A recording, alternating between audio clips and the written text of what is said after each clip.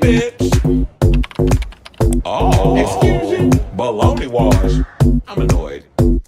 I'm just here to give my opinion. And Carrie, Annie. Oh, it's Kris Avalon Unfiltered, bitch.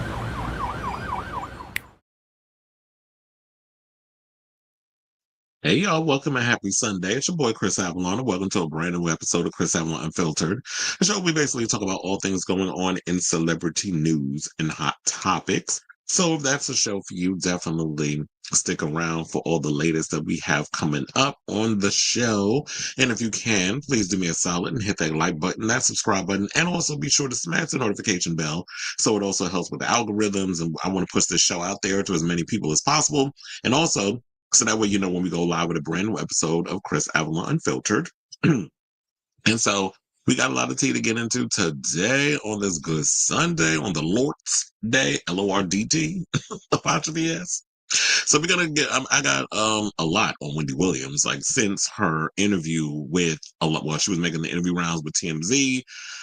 Who else? There was a lot of people she talked to. Charlemagne, Don Lemon. I'm trying to think of all these names on the top of my head, and even Jason Lee. So she went around talking to a lot of people.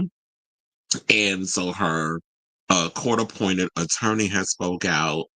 A lot of people who interviewed her have spoken out on this. So we're going to get into it, including her, even her family is breaking their silence after, the attorney basically said that, the whole regaining of control of her life and all this other stuff, saying that she's going to be in a conservatorship for the rest of her life. So we're going to talk about that. And yeah, Don Lemon and Harvey Levin are weighing in on, speaking to Wendy post the interview.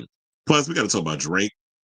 Because when I heard this latest about him, child, I cackled. Now he's accusing Kendrick Lamar's Not Like Us of being anti-Semitic. So we're going to talk about that. Plus, we got to talk about this whole TikTok mess. Because yesterday I went to go on my TikTok and yeah, it was down. I didn't start losing my mind like a lot of you young folks all who don't know how to cope with life. But I was like, okay, well, on to the next. But then I woke up this morning. Well, I didn't technically go look because I was just like, I'm not gonna go over on TikTok. If it's off, it's off. But then people was messaging me talking about TikTok is back up. So that's why in the overall, when you see like the thumbnail for the show, it had a question mark on the cell phone because I'm like, you don't know what's about to happen in the next 24 hours after it's up. So that's why we have that. And he's talking about he's gonna sign an executive order to stall the ban. Trump said that. We're going to dive into that. Plus, Nelly out here shucking and jiving, trying to justify why he's performing for Donald Trump. Because he's getting a lot of backlash online. I got the video, which makes him sound even dumber than he actually looks. Shanti, what was you thinking? It must be that peen. That peen must have had you all dignitized because you married an idiot. But we're going to talk about it. Plus, we got to talk about this stuff that's going on, this drama with The View, apparently, according to Radar Online, so we can take it with a grain of salt, saying that the women were told to kind of stand down, stand back and stand by. I'm trying to use a Trump reference. Because, Carrie Underwood is apparently their golden girl, and they don't want them going too hard on her. Even I'm like, whatever. So we'll break that down. Plus, we got to talk about, it's not a lot going on today. Plus, we got to talk about that last episode of the Traitors, which was everything. We're going to do a RuPaul's Drag Race RuCap of the third episode. Yeah, I had to take notes and really go through it. I watched the episode twice, and I was sitting there taking notes as I was watching it. And so we're going to do a RuCap because, that was something Onyx suggested. So I'm going to just try to slide it within the show as we do it. I would do it as a separate thing, but it's going to be hard. So we're going to put it in with this show. Friend to the show, Onyx, I should say. And then we got to talk about this whole thing because I saw an article where they were asking, about Lexi Love and the fact that he was going in on her about her age and making these comments. So the question remains that's floating around, does RuPaul's Drag Race have an age problem? So we're going to break all that down and a whole lot more. And so, yeah, as I said before, if you can, please do me a solid and hit that like button and that subscribe button. Also, smash the notification bell so that way you know when we go live with a brand new episode of Kris Avalon Unfiltered. Please and thank you. I see we got comments. Sale member say, yay, more tea. Okay. That part, it was a PR stunt, and they made it so goddamn obvious. Yeah, we got some tea because I'm not going to be able to do a show tomorrow because my call time is 1 p.m. In the afternoon. They're doing the early Knicks game. I guess it's because, all the stuff going on is Martin Luther King's birthday, which I don't get why it's falling on this inauguration. and all this mess. So yeah, we're gonna. So yeah, I got to be at work early tomorrow, so that's why I'm giving y'all a show today. Because then y'all have to wait till Tuesday. And with these algorithms, how y'all be playing with us people of color content creators, and how we work our ass off and don't get the push like some of these basic ass white queens that y'all be up in here pushing out into the algorithm verse. We got to work. Someone said that TikTok stunt was a hot mess. Anyone with a brain could see through that. Be it okay? It's like we not dumb, and that was what I was going to point at when I get into the show. Like even on Twitter, which is run by you know who, they saying it over there too. That oh come on, if y'all can't see that y'all can't see through this stunt, then basically there is no hope of saving any of y'all in this world. Like come on, y'all could at least try to sugarcoat it a little bit. Like wait until you could at least wait until what's today? The 19th, you could at least wait, like, have people on pins and needles about the 24th of this month. Like, wait until Friday and then be like, yeah, we changed our mind and, you know, Trump will come out looking like the savior. But y'all, here y'all do. Here y'all go. How you doing? I'm not here for that Russian TikTok. Well, if Russia gets their hands on it, I'm leaving. But, you know, a lot of these people won't because they're looking at it as this is my livelihood. But I'm gonna save all my overall thoughts for the TikTok, my about TikTok once we get to the story because there's a method to my madness. I want to incorporate all of my thoughts and even windmill some of you bitches on social media with y'all little side snot ass comments. And I'm sure y'all read my little post on YouTube. I mean, not YouTube, on Twitter. I mean, not Twitter. Fuck, what did I say on Facebook? I have so many apps that I'm a part of that I say stuff on. I forget where I say stuff half the damn time. And you know, when you in media, you got to be up on the stuff. I had somebody sidebar. I had somebody block me on Twitter because I was gathering their ass. Well, yeah, I'm over here fighting with these damn scream fans. A lot of you newbies, not the icons and the you know the ones that've been around for a long time, but the new ones. And you can tell like they knew because they're so team Melissa Barrera and all the other stuff on all of this. And even I've had people coming in going in on Jasmine Savoy Brown. And when I was making valid points, well, why are you trying to gaslight on my thing, blah blah blah blah blah, and then try to block me? I said because my and I'm thinking in my head, because bitch, my ass is right and you're wrong. You're not going to win this argument. You can't come for an icon, a legend, a moment. Yeah, I'm having my delusional Joella moment, so leave me alone. It's like, um, you can't come for somebody who's been with the Scream franchise since the beginning. First of all, them Carpenter sisters stand on the shoulders of Sidney Prescott. So what y'all not going to do is come up in here and try to justify the bullshit and be like, well, she got yellow jackets and she got her podcast and she got. I said, I'm sorry, but are you her accountant? And then they're going to try to come back at me. Well, are you? Bitch, I'm not the one that started this shit on Twitter. You can't put something out in the Twitterverse or on social media and expect people to not combat what you're saying. And if y'all can't respect the idea of a back and forth, genuine conversation without thinking that somebody's trying to bully y'all or somebody's trying to gaslight, even though you don't even know what the fuck the word gaslight means. So the funny thing is, y'all got Twitter shit. I got a whole show. So I can go even further on certain bitches on social media. And I'm sure if y'all go on my Twitter, you'll see who I was going back and forth with. But yeah, they blocked me because it was like, you not winning this argument. That time. Look, when they be sitting up here talking about Twitter is a cesspool for this, that, and the other, I don't know who the hell y'all follow because I don't be having that issue. And I fight. So I can pretty much say what I want to certain people and feel no ways tied. Like you can't say nothing to me that I haven't already heard. And when you got the gift of gab and you learn how to read bitches down from some of the legendary old queens that I used to hang out with growing up in the 90s and the 2000s, you can't say nothing to me that's going to hurt my goddamn feelings. So, anyway, end of rant. You know, like the new look because I was trying to get I was like, oh, I gotta change up the color and all that stuff, and I wanted to look like this and all that stuff. See, it was like I was like, let me just start playing around with some stuff and give it a little upgrade. I was gonna go with Bratz, that you know that Charlie XCX Brat lime green, but then I was just like, that might be too much. But this color's it's working. Anyway, hold on. Let's get the show started so y'all can start interacting. Let me hit my banner. And let's get into our first topic, which is about my girl Wendy Williams. How you doing? So I'm sure y'all all right around now have seen the Wendy interview that she did. I don't know which ones y'all saw. I watched majority of them. I already told you I watched the Breakfast Club one. Well, I listened to it because she was mostly on the phone. The Don Lemon one, I pretty much was like listening to that as well. It's funny, I was on my way out listening. I was on my way to the gym listening to the Breakfast Club interview. Then when I was coming back from the gym, I listened to the Don Lemon interview because I didn't know Don Lemon did an interview until Mims over at Make It Make Sense. Shout out to him, made a comment about it. I was like, oh, I didn't know she was doing all these interviews. So I went over there and I listened to it because she was on the phone yet again.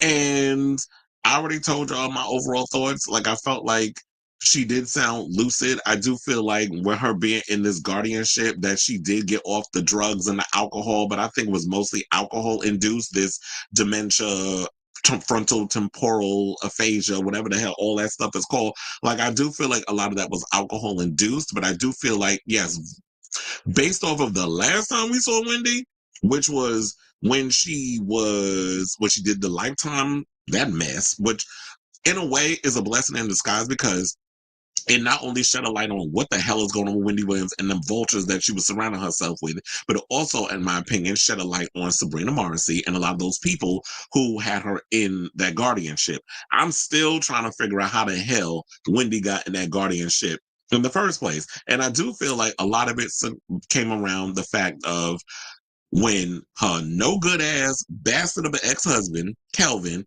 went out there and laid it low and spread it wide and put a baby up in that bitch, Sharina.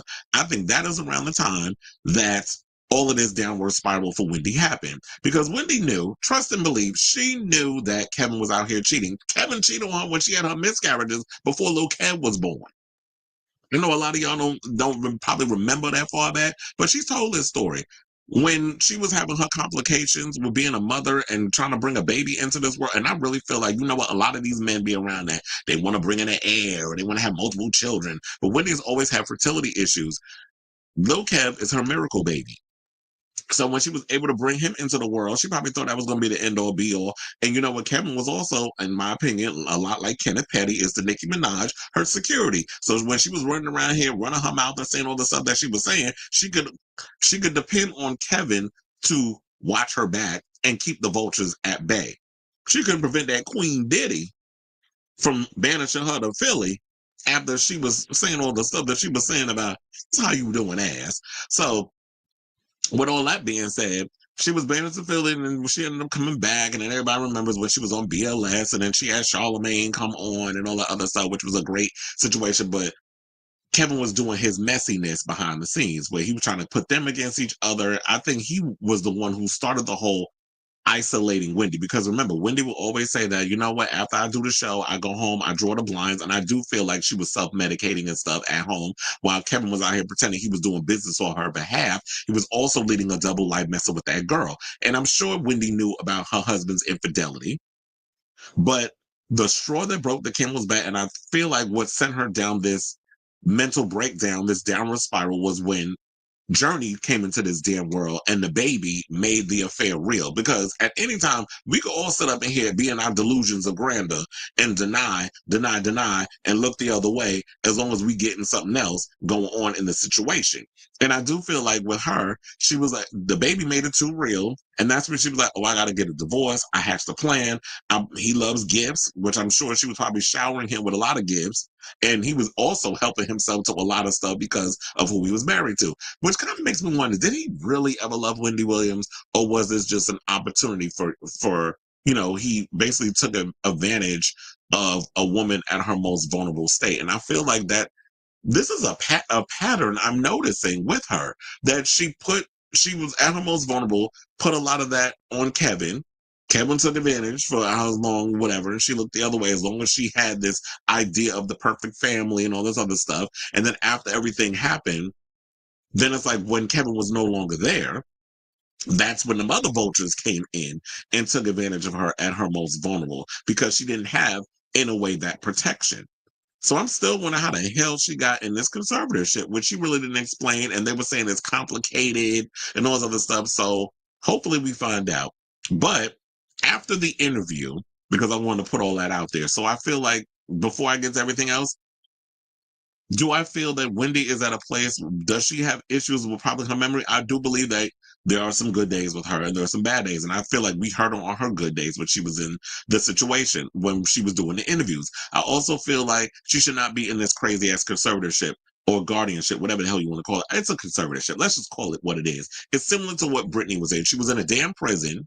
You had these court appointed people where they don't have a lot of, what do you call it? They don't have a lot of, um, workers, like a social worker, whatever the case is, they're overworked, they're understaffed, they're dealing with a lot of cases, things slip through the cracks, but also these people financially benefit off of them. Wasn't there a movie or something or other where they show like how when you put a lot of these elder rich folks in conservatorships, how they get ripped off? Like we see stuff that happens to that where a lot of older people are taken advantage of by our system, and a lot of people who work in these situations. So yeah, Wendy being under this conservatorship, so many people financially benefit from this. But I do feel like she needs to be pulled out of that, and she needs to be with her family. The family can figure out, getting a home health aide to come in and check on her once or twice a week to make sure she's good or whatever the case is. If she's around certain family members who will make sure that she's taking her medicine, that she's exercising, that she's eating right, which is what little Kev had at one point, that he was making sure that she was eating vegan, which, sidebar, Big Kev introduced them to that from that damn Serena when they was eating, vegan and all that other mess. So it's like, okay, so you got your actual wife at home, but you live in the life of doing whatever Miss Serena is, which is probably the woman he really loved, but was sitting over here financially benefiting from Wendy because that shit was convenient for him. Because who else he managing post Wendy Williams? I'll wait. If you supposed to be this big manager, or whatever, who's your other client outside of your ex-wife? So after all of this stuff came out, this attorney defended the decision to have Wendy in a guardianship after the former talk show host pled for her freedom on all of her media platforms. And then I've heard also some people say, well, where are her celebrity friends? Are they going to come out and help? I'm like, what celebrity friends? Like Wendy's celebrity friends who were speaking out is Charlemagne, Harvey Levin, Jason Lee, Don Lemon. Are they not celebrities? So what is your idea of celebrity? What you thinking? Is she hobnobbing and rubbing noses with people like Angela Bassett and Denzel Washington and all these other is that your level of or your idea of what a celebrity is? Anybody who is known in some sort of a light and is on camera doing stuff, I would think that that would be a celebrity. So these are her celebrity friends helping her out technically. So according to TMZ, they said that Williams has some good and bad days when it comes to her health, but people should not assume that she's totally fine just because she's doing interviews. And this is according to the lawyer. Now, Roberta Kaplan, Wendy's attorney, told TMZ that Wendy is still dealing with frontal lobe dementia, a neurobiological disease with no cure. Now, Roberta says that's why New York State Court found her unable to make legal and financial decisions on her own, and due to the degenerative nature of the disease, she will require care for the remainder of her life.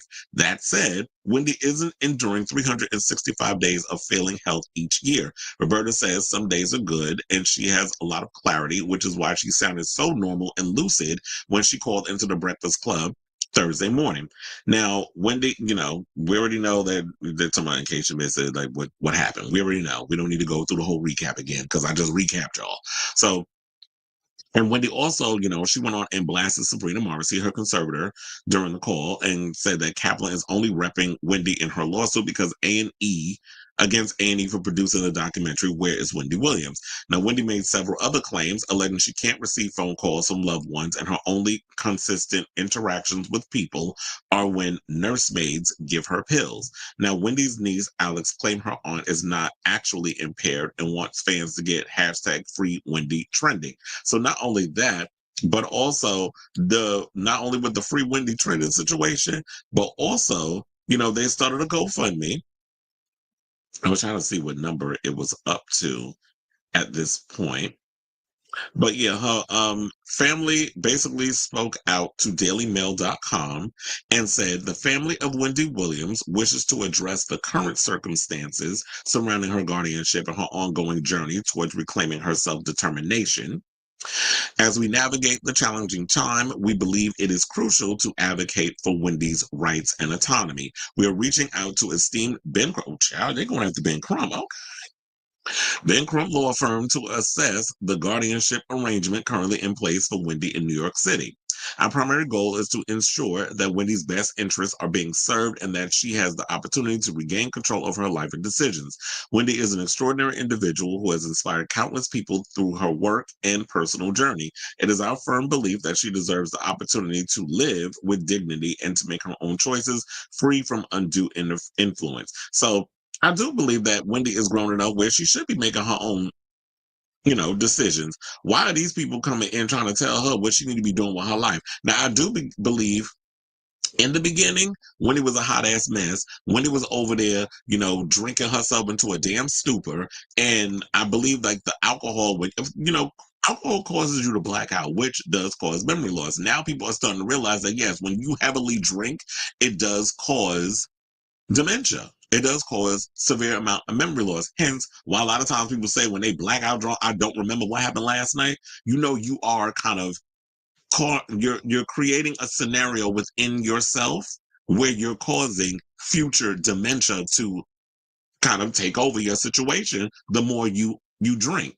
So you need to be mindful of like when you put all that alcohol in your system, it's not good for you. So a lot of people only think about the liver and all this other stuff, but it also affects your brain because your brain is dehydrated. That's why they always tell people to drink water and all that other stuff. So I do feel like she should be able to make her own choices and be influential in whatever she wants to do. But and I don't know if I don't know, it's just causing a world of confusion. Like I do want her to be able to live her life freely. I do, but I also feel like there are people out here who are taking advantage of her.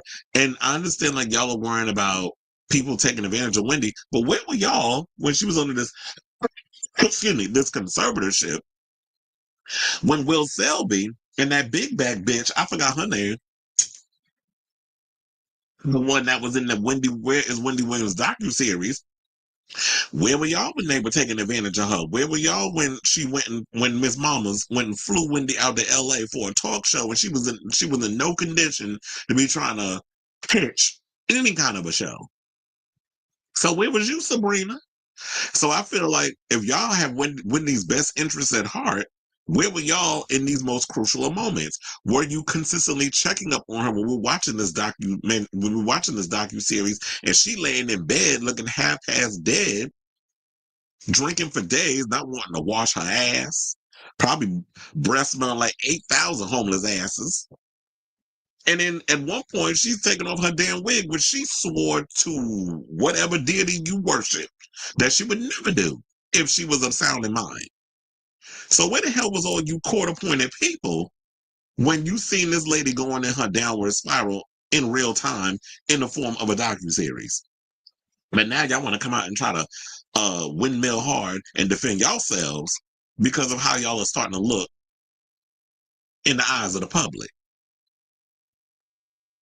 Though they also said that we're hoping that through the legal system, we could shed light on this situation and work towards a resolution that honors Wendy's voice and wishes. We ask for privacy and understanding as we navigate this complex process, and we thank Wendy's fans and supporters for their unwavering love and encouragement during this time to hashtag Free Wendy. So yeah, that's why I'm just like all over the place in regards to my thoughts because like it was stated, through the family, it is a complex process. So it's not just like some one note situation where, it's easy to figure out what the hell's going on. So I know like before they had like the GoFundMe was able to raise 50K or the GoFundMe was to raise 50K. I don't necessarily know how much they've um raised. But from the article that I saw on the Daily Mail, January 16th, I'm wondering if they've exceeded that. But they said that they've so far raised $12,171 of its $50,000 goal. So if in this article, if they had a link to the damn GoFundMe, oh, they do. I was like, if they had a link. Okay, so far out of 50K, they raised $23,565. So that's what they raised so far. I don't know. I feel a ways about GoFundMe's because I'm like, are they really getting that money? And you got to give a percentage of the GoFundMe coin. I mean, the percentage of the money that is raised in the GoFundMe to GoFundMe. So they take a percentage. I'm not necessarily sure how much. I would have to do research, but they take a percentage. That's kind of like when you on OnlyFans and they be taking like a huge percentage of your earnings. And I understand you're using their app or whatever the case is. You're using their website, but still, um, when they taking a huge chunk, because I get it, they need to make a profit too. I don't necessarily know if I trust GoFundMe enough. There needs to be other ways that we can help Wendy out. And I hope that she gets a good attorney that can get her out of this situation. Because look, if y'all can sit up out here, and I'm tired of saying this, but if y'all can sit up out here and talk about free Britney and all that other stuff, and she's still doing the stuff that she doing, and we be up in here saying, but y'all want her free though, then Britney can get her freedom, then Wendy should be able to have her freedom too. And if Bruce Willis has the same diagnosis as Wendy Williams, this frontal temporal dementia and aphasia, and he is surrounded by people who are with no issue taking care of him, because we haven't heard anything. The only thing we hear about Bruce Willis in this situation is when I'm on some of the tabloids sometimes, and they'll be like, oh, Bruce Willis had a rare sighting, and they show him in a car, and he's walking around with his wife and his kids, or they'll give an update, or Demi Moore will say something. So it's always Bruce Willis is painted in a great light when it comes to talking about this frontal temporal dementia and aphasia. But why is Wendy Williams being treated differently than a Bruce Willis? It's because he's a white male and she's a black woman. I mean, I don't want to have to go there with that, but these are questions that I feel like we should ask. Why is it that Wendy Williams, we can go after her, but we're not going after? I'm not saying we need to go after Bruce Willis. Like, I've met him twice and he's a great person. So I'm not saying we need to go after Bruce Willis, but I feel like if they both have the same type of situation, why are we treating them both differently? But then also, what else they said? So they said that they claim that the lawyer has no business commenting on her mental state, and she's never even met the lawyer. So they have a lawyer who's basically court appointed from Sabrina, who is speaking on Wendy's matters and saying that she shouldn't even be speaking on this. So they said that how would she know? They said, I've never met Roberta Kaplan and I've never talked to her. I'm isolated and locked away in a luxury prison. So much for the Me Too movement. Not you trying to give the Me Too movement with a string. I think I do have a picture of the lady. Hold on, where she? Yeah, there she is. Get her. No, I'm just playing. But so yeah, that's Roberta right there. So if y'all want to see what she look, why her and Sabrina, they all look like those thick neck, short haired white women. But anyway, so I feel for Wendy. I'm hoping that she gets out of this situation. She should not be in a luxury prison. First of all, since they're talking about luxury prison, her money is all tied up and she don't have access. How is this getting paid for? Is the government paying for it? Is my taxpaying dollars paying for it since she's in New York? Or are y'all using her money to pay for this luxury prison? So these are questions that I'm genuinely curious about. So yeah, while at some points I will say this, that she did sound lucid and articulate and all that, like she was aware, there were moments that I was listening to her that she seems like she was struggling to hold on to her thoughts for a certain period of time before she reverted to look. I was like, girl, you say look one more time. And if this was a thing, like I said, if this was a drinking game, we'd all have frontal temporal dementia and aphasia with all the drinking we'd had to do from her saying, look, because you was doing too much with that. But this is her. I don't feel like Wendy is 100% of how she was before. So when I'm sitting there listening to them talking about that, oh, Wendy sound like the old Wendy from back in the day. I'm like, I've been listening to Wendy since back when she was on BLS and she was on Hot 97 and that stuff. Wendy do not sound as mentally sharp as she did back then. However, she did sound way better than she did when she came across in the Where's Wendy Williams docuseries. Comparing it to that, yes, Wendy sounds way better than she did then. She sounds of sound mind. She sounded lucid. She sounded like she was aware of what was going on.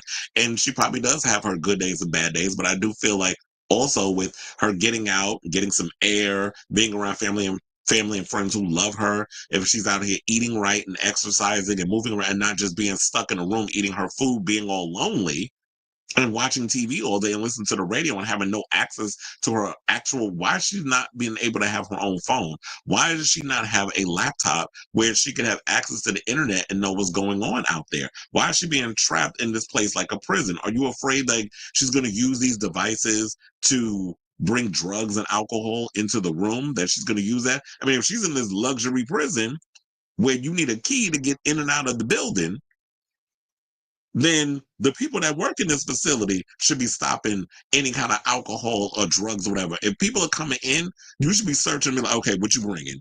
Let me check it for drugs. Let me check it for alcohol. If that's the job, if that's what y'all so worried about, then you people that work in these facilities need to be checking for that. And to make sure that she's not drinking and she's not, because I feel like if she gets back on the alcohol, it'll probably progress her dementia.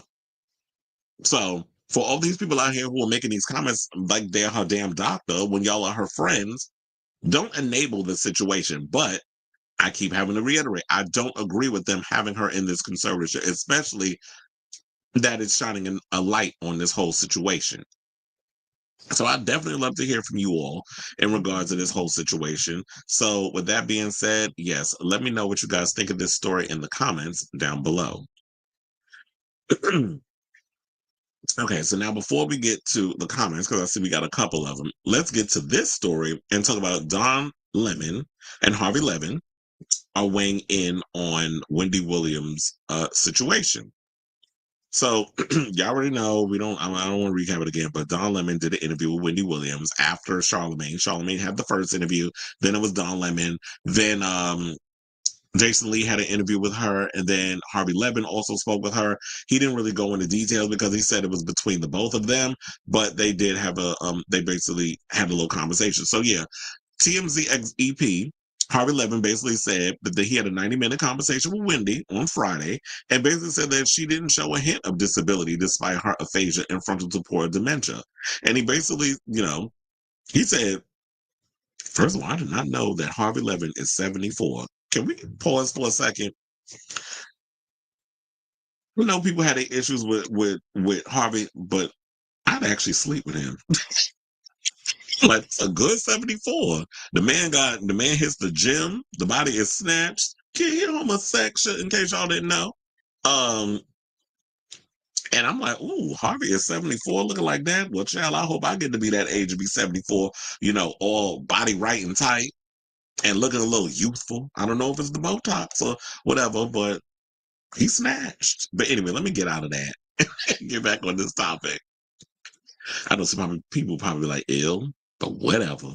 Don't be judging my level of who I like to hunch. So first let's get to so now Don Lemon said that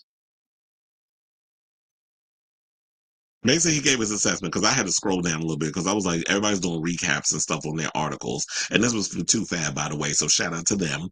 And he basically, he gave his assessment of the talk show host, explaining that while she doesn't seem like the same person she was back in the day, he doesn't believe she sounded incapacitated or that she has dementia or aphasia.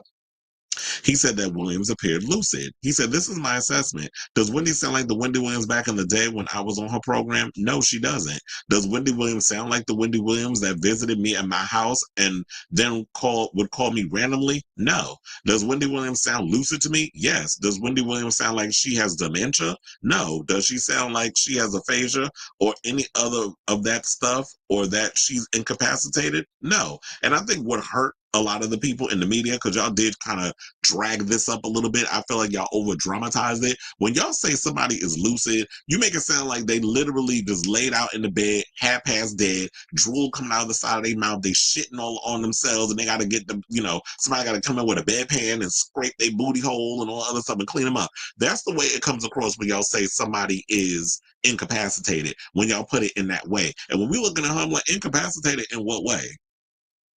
Child, hold on, let me look it up, because that's incapacitated. So it says deprived of strength or power. Well, she is deprived of power. because y'all taking her power away from her, where y'all trying to control her damn life. So yeah, it says can care for cats while the owners are away or are temporarily incapacitated, unable to care. Chill, why are we talking about pets? Especially when y'all took away Wendy Williams' cats. This is not a good example of this is the Merriam-Webster dictionary. They say incapacitation is the physical and or mental inability to make informed rational judgments and decisions. Someone is incapacitated if they are asleep or unconscious. Well, yeah, that's the only time I'm incapacitated, if I'm asleep. Someone can also be incapacitated by alcohol or other substances. Yeah, when you don't have control of yourself or whatever, that's what incapacitation means. So they're trying to say that she's not capable of making informed rational judgments. But she sounded like she pretty much can make informed judgments when she was talking. And I know there was some people out there that had a problem with the way Don Lemon was coming at Wendy. Like he was trying to say, oh, I want Wendy to speak for herself. In so many ways, he didn't really want Alex trying to chime in to defend her. And I do feel like when he was doing that, it did come across a little bit aggressive. However, I think what he wanted to show like, let Wendy speak for herself. I get that you wanted Alex there to be your wing woman, but if we knew Wendy back in the day, if she wasn't in the situation she was in, Wendy would be able to articulate her own thoughts and be able to be like, okay, I can't speak on certain things because it's a legality type of situation. She didn't need somebody else to speak for her. Wendy was always a speaker of herself. So I was catching all the stuff. A lot of y'all just want I just feel like a lot of y'all need to get out of that enabling mind space and look at all sides of the situation. Yes, I will reiterate for the 5 millionth time because I don't want people trying to put words in my damn mouth because people are good at that to justify their little weak ass argument. But do I think that Wendy needs to be in a conservatorship? Do I feel like that she needs to be in all these things? No. So I 110% agree with all the things that Don said. It was like, does she sound like how she did back in the day? No, she doesn't. Because I'm a Wendy Nista. I've been following Wendy for majority of her career. She is a mentor in my head. So I could love you, but also I got to speak hard truths. And people who really love people and really genuinely care about them will give them the harsh truth, whether they want to hear it or not. And it's said with love. If we didn't give a damn, we just enable you. And that's what enablers do. If you really don't give a shit about somebody, you're going to feed them all the BS or whatever because you don't want to hurt their feelings. But you're hurting them in the long run. So, yes, she doesn't sound like the Wendy that from back in the day. But she did sound lucid. She sounded like she knew where she was, where she was and what was going on and remembered certain things. And I do believe people with dementia, they do have that ability where they can remember and recall certain things and times and dates and all the other stuff. Where she remembered that she knew Charlemagne for over 20 years, which she did. And they did. But then also, because it was saying like she could recall details from times that we spent together. She did it in the Charlemagne interview, he said, adding that she's also not as sharp as she was back in the day, which I think also comes with age. Child, I'm half a Wendy age, and my brain ain't always as sharp, but but it's sharper than where her mind is. But yeah, y'all know there be times I be stumbling over stuff, and y'all got to remind me in the comments of certain things, so we can't remember everything. But I do feel like because of the abuse that Wendy has put on her body from drinking and all that other stuff, it has affected her. She has all these a lot of ailments. It's not just the frontal temporal dementia and aphasia. It's not just that. She has the lymphedema. She has the thyroid issue, and she's got all these other things that's going on. So then he goes, but do I think that she sounds incapacitated? No, I mean she could be in control of her own funds and all of that. I think there are ways that you can work with her to make sure that she is being financially smart and savvy and a way to handle this to make sure that she is taken care of financially for the rest of her life. He also said that he's not sure if Wendy needs to be in a facility. He said, I don't know what her issues are. I don't know about addiction issues, reportedly, allegedly. I don't know about those things. I don't know about that now in this moment. I'm not there. I only spoke to her this morning, but she sounds lucid. He also explained that he doesn't understand why Williams isn't with her family before noting that the court-appointed guardian has not spoken, saying that is the guardian protecting her from something that we don't know? I don't know. Nobody knows. And I guess when you are a guardian, you can't speak on someone's public affairs, which is why Sabrina is not speaking out. So everybody can speculate, everybody can say all these things. We can hashtag free Wendy and all the other stuff, and that's great. But I do agree, like, why can't we find people who can help her out financially and make sure that somebody's not trying to clean out her damn account? There could be people that's put in place, the right proper people. And I don't understand, you know what? Wanda could deal with that. And Alex could deal with that. First of all, sidebar. Wanda, her sister, an attorney. So if you're an attorney, you're not a crackerjack box attorney like Kim Kardashian, and you're an actual attorney. Because if you're an attorney, why aren't you pulling your strings or figuring out what you need to do to help your sister out? I don't understand that. And yeah, the GoFundMe and everything is cute or whatever, but I already told her I don't trust them GoFundMes and I don't trust all that stuff. There needs to be another way that we can get money and stuff to Wendy and without GoFundMes getting caught up in this situation. So all the things that Don Lemon has saying like a concerned friend, I do agree with that. That I don't think that she needs to be in this facility. I do think that there should be people put in place that can help her out. Make sure that she's, her finances are where they need to be and people are not taking any time out to just rob her blind like what she was doing when she was surrounding herself with all those damn vultures. So we need her out of the wellness facility and we need her back home with her family. But also to wrap this up, let me see what Harvey had to say on this. I was like, damn, where'd the article go? Oh, so basically, I mean, I told you a little bit of what he said before, but he did post a video on his channel. I do want to play it, but I'm hoping like I don't get struck down. But I played TMZ videos on here before, and Harvey and Kenneth, maybe he likes me. Unlike other people, what I've heard, their channels got struck down, but I haven't had no issues over here with TMZ whenever I post state stuff. So he basically said that, yeah, the person that he spoke to is under a guardianship and has stripped her of her personal financial freedom. She was lucid, articulate, opinionated, and with it. A far cry from the picture being painted by her guardianship's attorney, who says she is permanently disabled with frontal lobe dementia. Now, Wendy showed no lapse in judgment, no hesitation at all. Charlamagne the God was on the call as well, and Harvey co-signs with his assessment that Wendy is a far cry from disabled. Wendy also has struggled, with substance abuse in the past, but she was clearly clean when she spoke to Harvey on the phone. Now, it raises a serious question: when the judge put Wendy under the guardianship, was it more about the alcohol than it was a medical condition? And that's a good question to ask. It's like when she was under the guardianship, was it about because this was a way of y'all trying to get her off that alcohol, then the medical condition? But when she was shooting Where's Wendy Williams, she was drinking. She was, doing her vaping and all the other stuff. So she was under the guardianship and still drinking, as we saw in the video, where Sabrina was supposed to be her guardian. How did you not know your client was still out here self-medicating? So I feel like she was worried about how she was going to be portrayed in this light based off of us watching the Lifetime docuseries. So we already spoke about Roberta Kaplan, what she had to say, and we don't need to go into that again.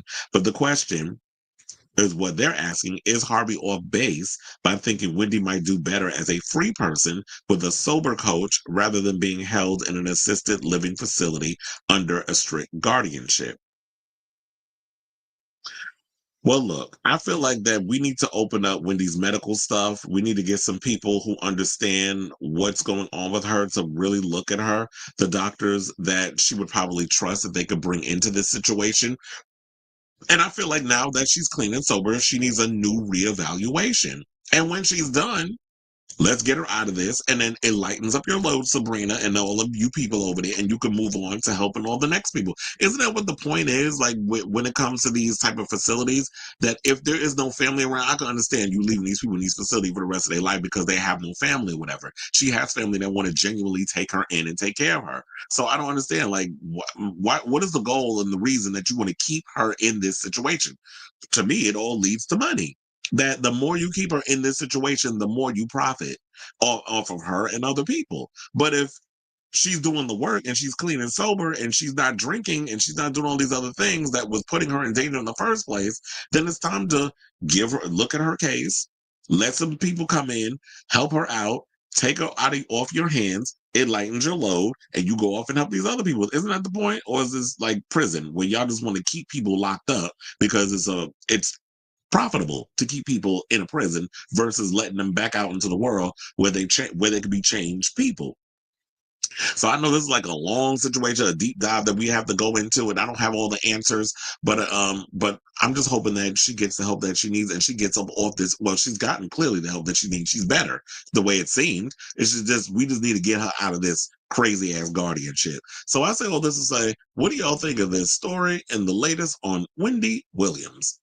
Whatever your thoughts are, let me know in the comments down below. Excuse me.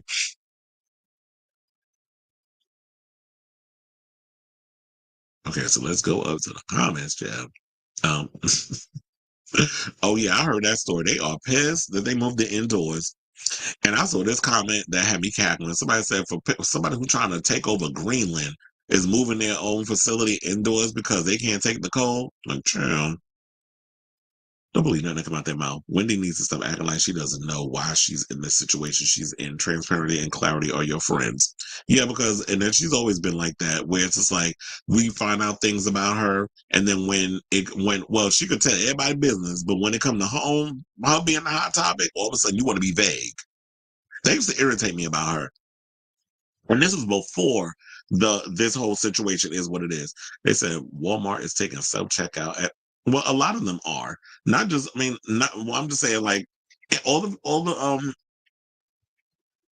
companies that do self checkout because y'all too damn lazy to actually hire employees to do the checkout machines. It's like y'all don't have enough money over there at Walmart. I hate Walmart because of the way they treat people and the way they pay they staff. It's just like they're gross. Target has self checkouts. I don't know if they're gonna remove those, but but yeah, they're losing money. And on top of that, look, I'm honest in everything I do. But people, when they do the self checkouts, a lot of them don't be scanning all the things that they put in their cart. So they stealing some of that stuff too. Sabrina is her financial guardian. The person that is her guardian of person is the one running interference in her life. I like to know who her guardian of person is. So I didn't know there was two people. You don't give your 18-year-old spoiled son power of attorney. Look, that's what I think. Some people out here saying that all of this started because of Lil Kev out here crazily spending up her money. But then again, Wendy was like, oh, he's my only child, so I just give him whatever. And I guess he was ODing. And when it comes to these banks, when they start noticing loads of money is being removed from their situation because they got to make their money too. And we already know about Wells Fargo and a lot of the accusations that they've been, people been throwing in their direction. But and did y'all hear the tea about Capital One, child? um, So I can see why there's like, oh wait, no, we got to put a lock on her situation because allegedly Lil Kev out here spending up her damn money and making it rain in his own little pockets. Oh, that would have been another thing because I'm like, if it was true that he was actually giving money to his father, then I'd be pissed too because it's like, no, that man's been bleeding me dry for years. Even though Wendy was encouraging it because she was looking the other way while he was out here living off of his money, off her money with Serena. Just sort of preview Granny. Say what now? Well, I can't stand Jacoby, only because he went after my friend Nico. But I am kind of curious to see that clip. So I don't like Jacoby, but I'm like, girl, if your big old Magilla gorilla looking ass wasn't out here being shady and doing the things you was doing, then Nico wouldn't have content to talk about. And like I've said many a times, I know a lot of you black gay content creators that do OF and JFF and all other stuff act like that. Oh well, y'all always be keeping our name, and I'm like, you know what? I could do a whole show just talking about white content creators, and my numbers will double. And the funny thing was when I was saying this, and Nico was saying, I was sitting there like, yup, that's a fact. It's like, while y'all out here thinking like y'all are the bee's knees, it's like, no, I could do a video on Timothy Champagne right after this and guarantee you those numbers will double because that's what people care about. Sidebar, I was seeing something on TikTok. Who was it? It was, what's his name? Tate. Had a TikTok. Well, I think he still has a TikTok. Whatever. Oh yeah, it's Tate Hoskins. I actually like him. He's a cutie.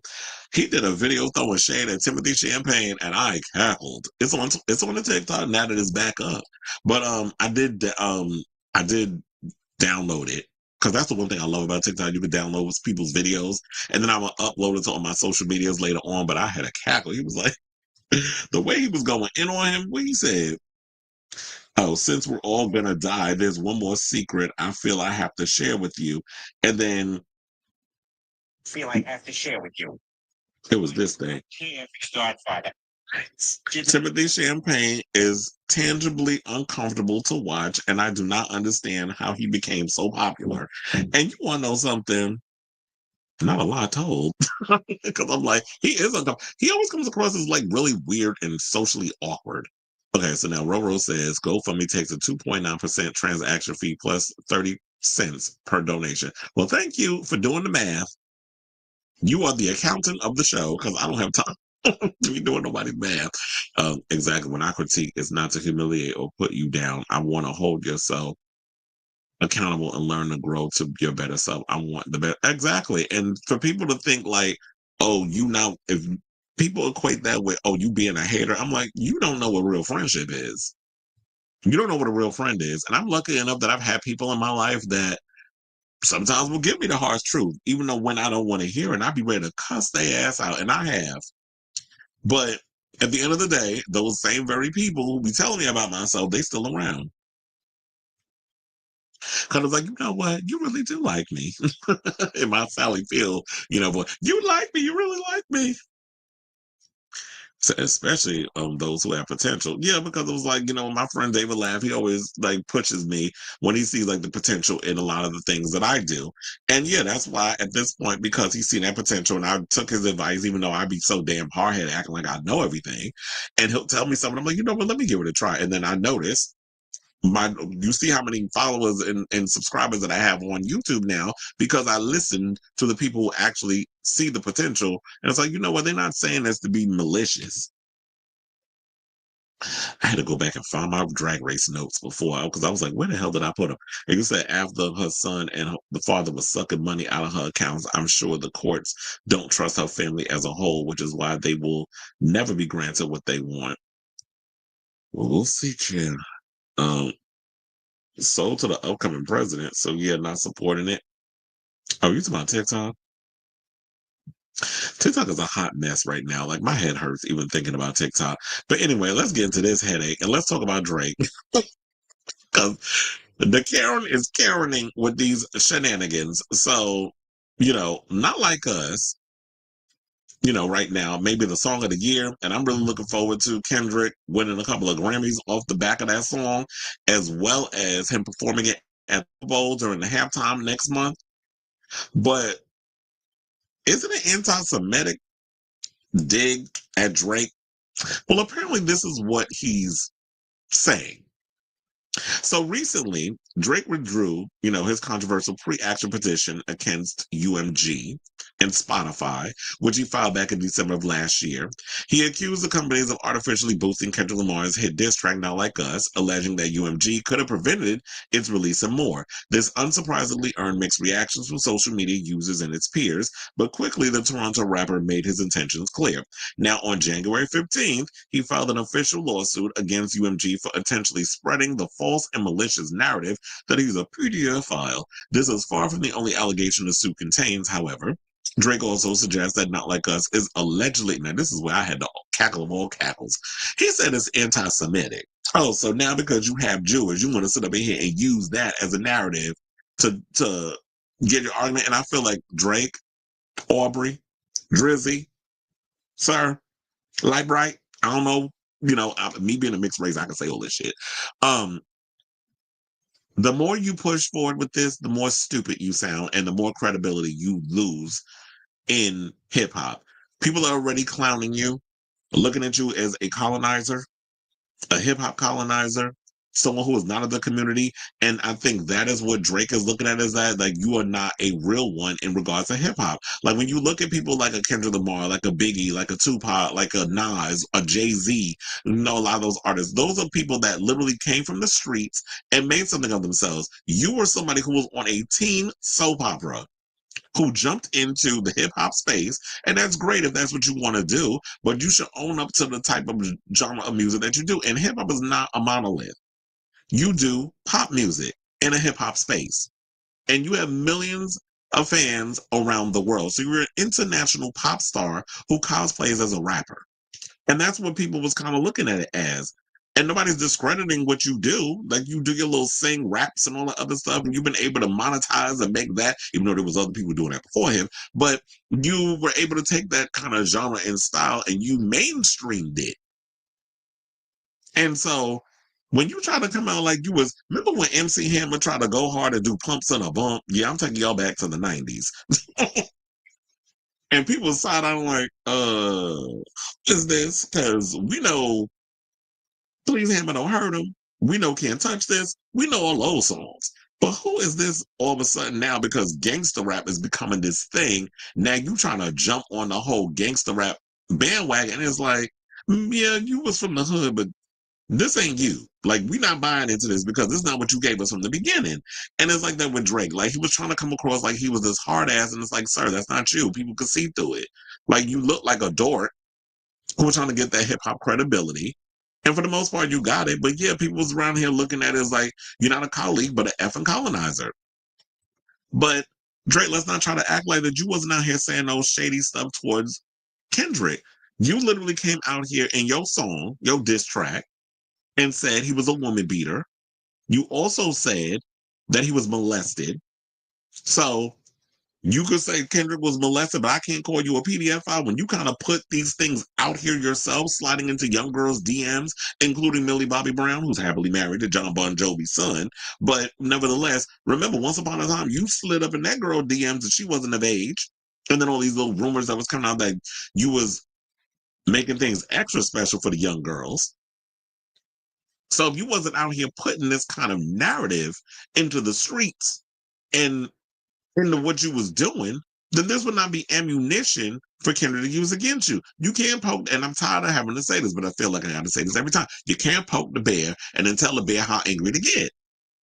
And Kendrick was that bear that you poked and provoked. And you think with all your money and all this, you know, the way that you help UMG and all these other people make so much money was going to protect you. So now you're getting in your Karen bag and you pulling this. Now you're trying to sit up here and say that what Kendrick said about you was anti-Semitic. He didn't call you no derogatory word. He didn't call you the K word. He didn't call you any kind of Jewish slur. So I don't know where you getting all this from. Where he's like, yeah, you're not a part of the community. And some people feel that way. So now you feeling salty. Now you look dumb.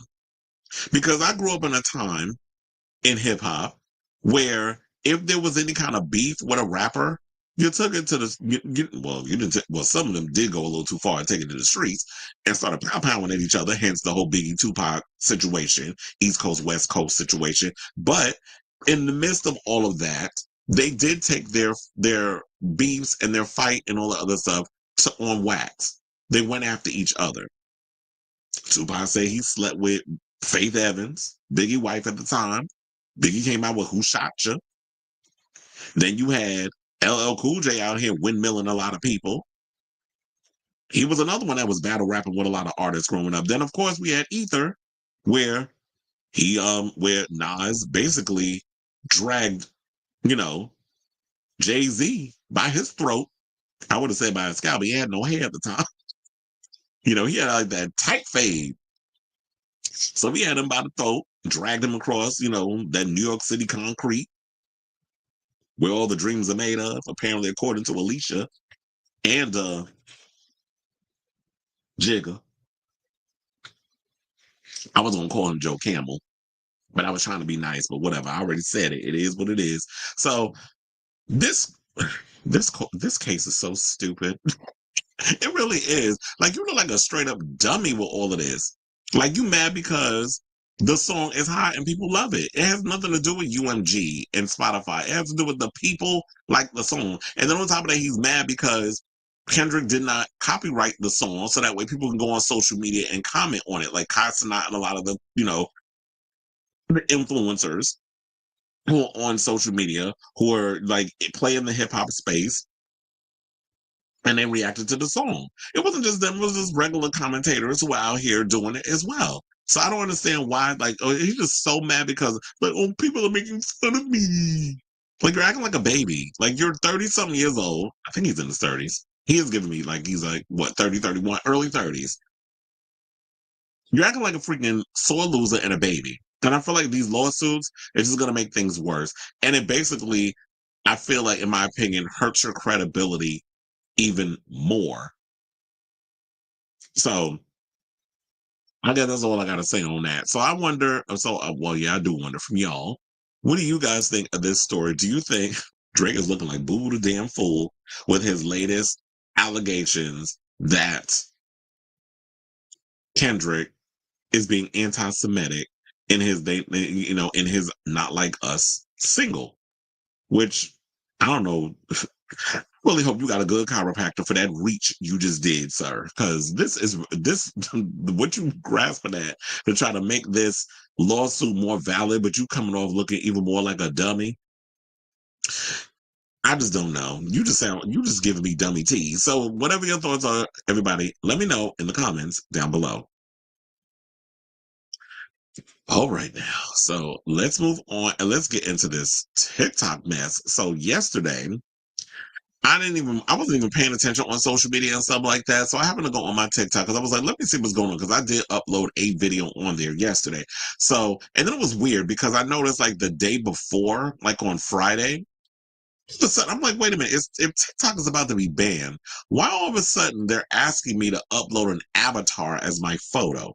So they took like a picture of something I put up and they put up an avatar. So I already knew like something skeptical was about to go down for some reason. Cause I'm like, wait a minute, if we're about to be banned in less than 24 hours, why are you asking me to upload some new kind of avatar? So there was something brewing behind the scenes. I just didn't been able to put my finger on it until now as the wheels are starting to even further turn in my brain.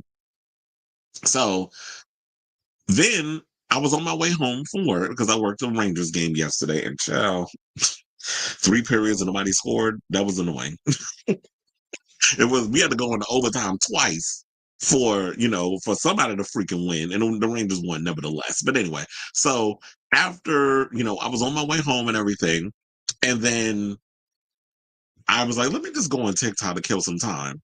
So I go on TikTok, and child, the screen said it was no longer available. What did it say? Because I know I saved that picture, Chad. Hold on. So it said, um, a law banning TikTok has been enacted in the US. Unfortunately, that means you can't use TikTok for now. Oh, they said for now. So they was working on something to make sure they come back eventually. We didn't know in less than 24 hours, but we'll get to that in a second. We are fortunate that President Trump has indicated that he will work with us on a solution to reinstate TikTok once he takes office. Please stay tuned. So you already see the shenanigans is at work. Then I was like, oh, wait a minute. So now Lemonade is supposed to be a part of ByteDance, which owns TikTok and Lemonade, right? So I went over to Lemonade. They they say, so it said, sorry, Lemonade isn't available right now. A law banning Lemonade has been enacted in the US. Unfortunately, that means you can't use Lemonade for now. We are fortunate that President Trump has indicated that he will work with us on a solution to reinstate Lemonade once he takes office. Please stay tuned. So it pretty much said the same thing. And y'all already knew before TikTok went down, the CEO of TikTok was like, oh, I'm going to the inauguration on Monday. Oh, I'm gonna make sure, I'm hoping that Trump works with it. But everybody's groveling at the feet of Trump, them orange toes. It's like him, Elon, Zuckerberg, the freaking joke of a mayor that we have in New York City, Eric Adams. Like everybody's over there down there, bending the knee, licking the crack of his ass. I just want to know what Trump ass tastes like. The way y'all up in there just full on rimming it. Like y'all got the cheeks open. Y'all yeah, all of y'all up in his ass like that. I know it's graphic. I don't know. Y'all probably go, look, no, but look, the way y'all behaving, we might as well call it out for what it is. So now they to my stalling, but yeah, I see through the stunts and shows. I have seen better stunts pulled at Ringling Brothers, the Big Apple Circus, or an episode of Drag Race. I've seen better stunts pulled. Y'all really tried to pull this little stunt. It wasn't working. So now after the bannation happened, President-elect Trump confirmed that he will give TikTok a reprieve when an executive order to be issued after he takes office on Monday, and that he will push for the popular China-owned social media app to seek a joint venture with a U.S. partner. Really? Isn't that what they were trying to say they didn't want to do? And don't get me started on Biden out here talking about oligarchies and all that. I said, child, you benefited from an oligarchy too. So y'all are both two sides of the same damn bird in regards to that. So yeah. So then it went on also to say, I'm asking companies not to let TikTok stay dark. This is what he said in a post on True Social. I will issue an executive order on Monday to extend the period of time before the law's prohibitions take effect so that we can make a deal to protect our national security. This is not about our national security. We already know like TikTok really started becoming public enemy number one the minute that people started talking about what was going on in Palestine and how they were doing with Gaza, and how we already see Netanyahu trying to backpedal off of this deal, which he never had an intent of wanting to do anyway, because he benefits wholeheartedly from starving these people out. Trying to kill all these damn Palestinians, that's a goal for them to try to get the claim of that land. This is all about colonization. So when all that information was getting out there, they want to control the narrative. They're mad because they can't control the narrative, because China allows us to say whatever, and they don't have control over our democracy in regards to that way of us talking about what's going on in the real world. So now that an American person is going to partner, then what does that mean? Are mouths about to be muzzled? Because Republicans or the MAGA already have TikTok. I mean, not TikTok. They have Twitter. They've got Facebook again. They've got all the meta platforms. I feel like the only thing that we have right now that we can kind of go towards that allows us, well, YouTube allows you to pretty much say what you can without any kind of, you don't have to be too graphic with certain things, but we still got the freedoms to say what we got to say on YouTube. We also have the freedoms to say what we want to say on Blue Sky. I almost forgot the name of that damn app. So we have that, and I know people are on Red Note right now, and some people are saying that Red Note is better than TikTok.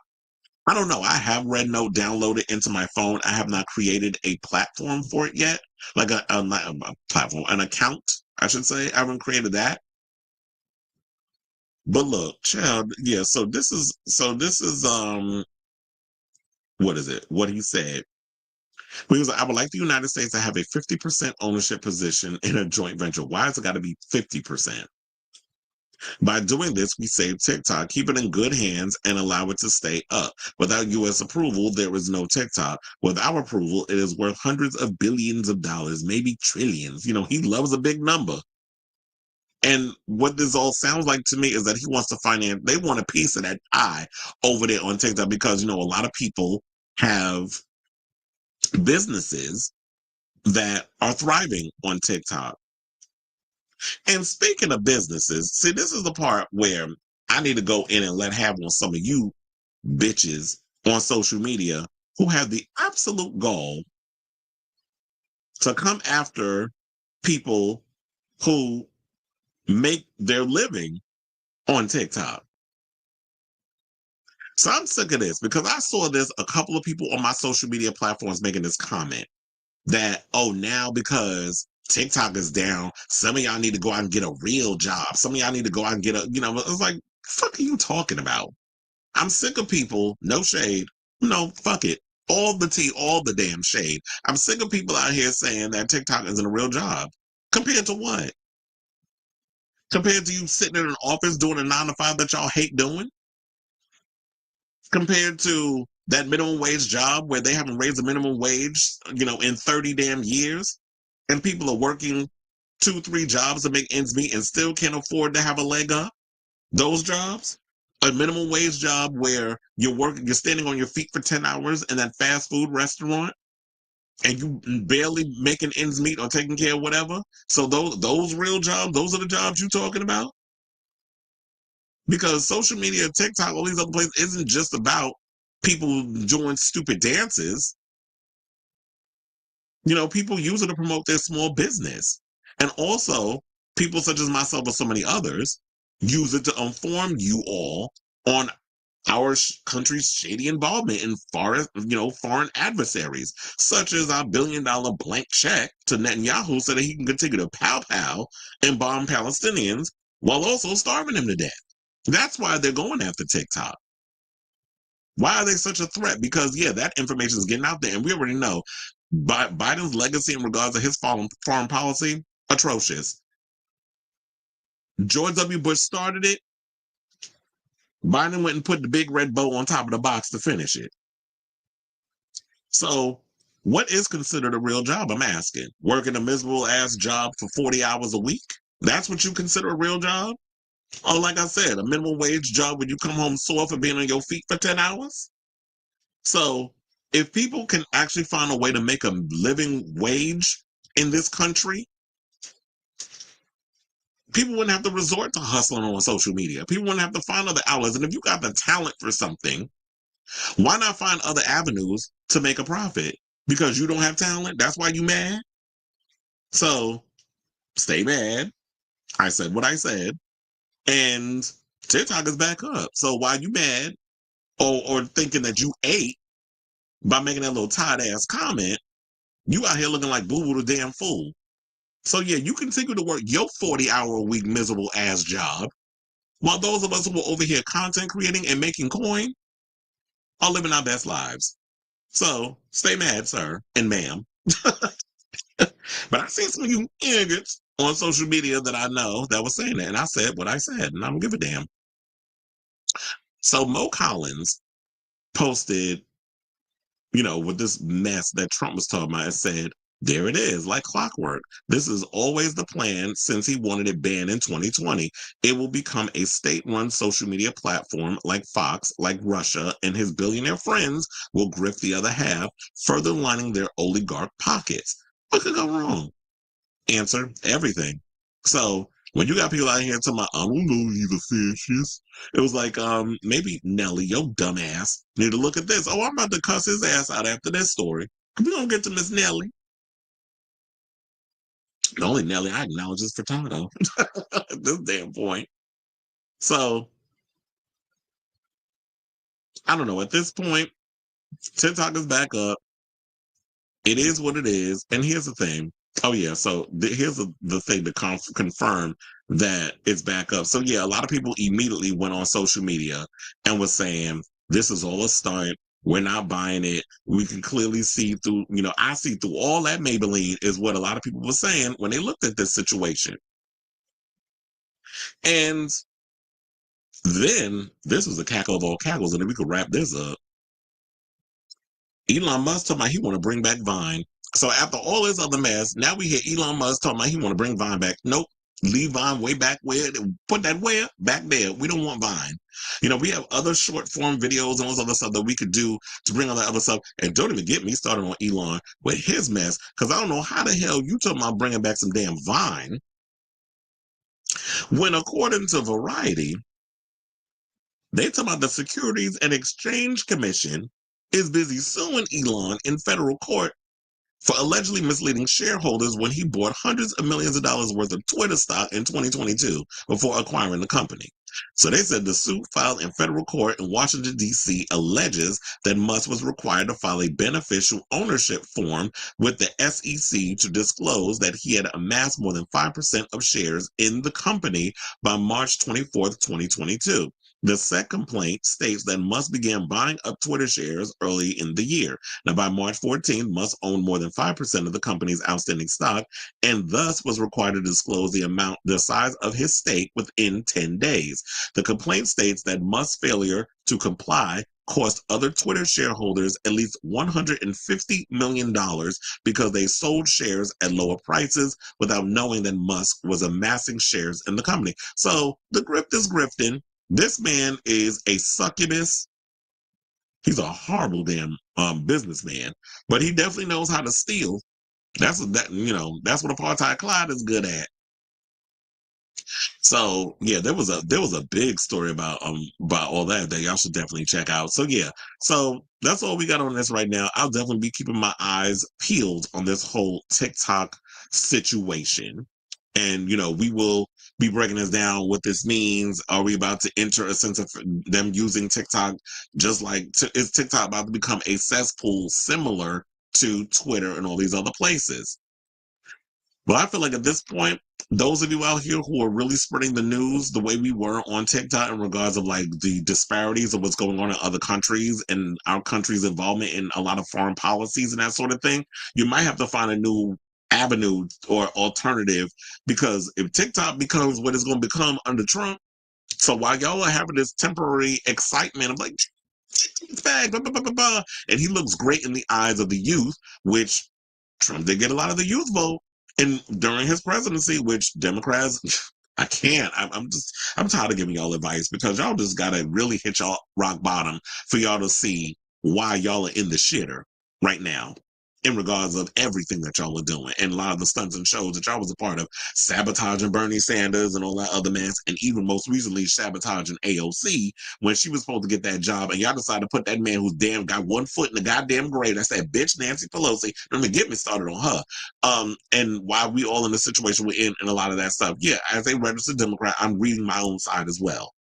To become independent, because both sides is, like I said, the whole thing, both sides, y'all both two sides of the same damn bird. So I say all this to say, what do y'all think of this story regarding TikTok and everything that's going on with that? And what do you think this actually means now that Trump has swooped in to look like he's the savior of TikTok and everybody's having this temporary enjoyment? But child, you know what this is giving me? This is giving me like that recent episode, and we're going to get into it later on, of the Traitors, where Boston Rob pulled that little stunt and everybody was so excited they finally got a traitor out of the house. And then it was like, well, now that the dust has settled, now everybody's starting to see through the bullshit thanks to Wes and what he said. But we're going to get into that later on when we talk about the Traitors and all other stuff. We do my recap and my overall thoughts on it. So let me know what you guys think of this story in the comments down below. But sure, we got a whole lot of comments, so let me go up to them.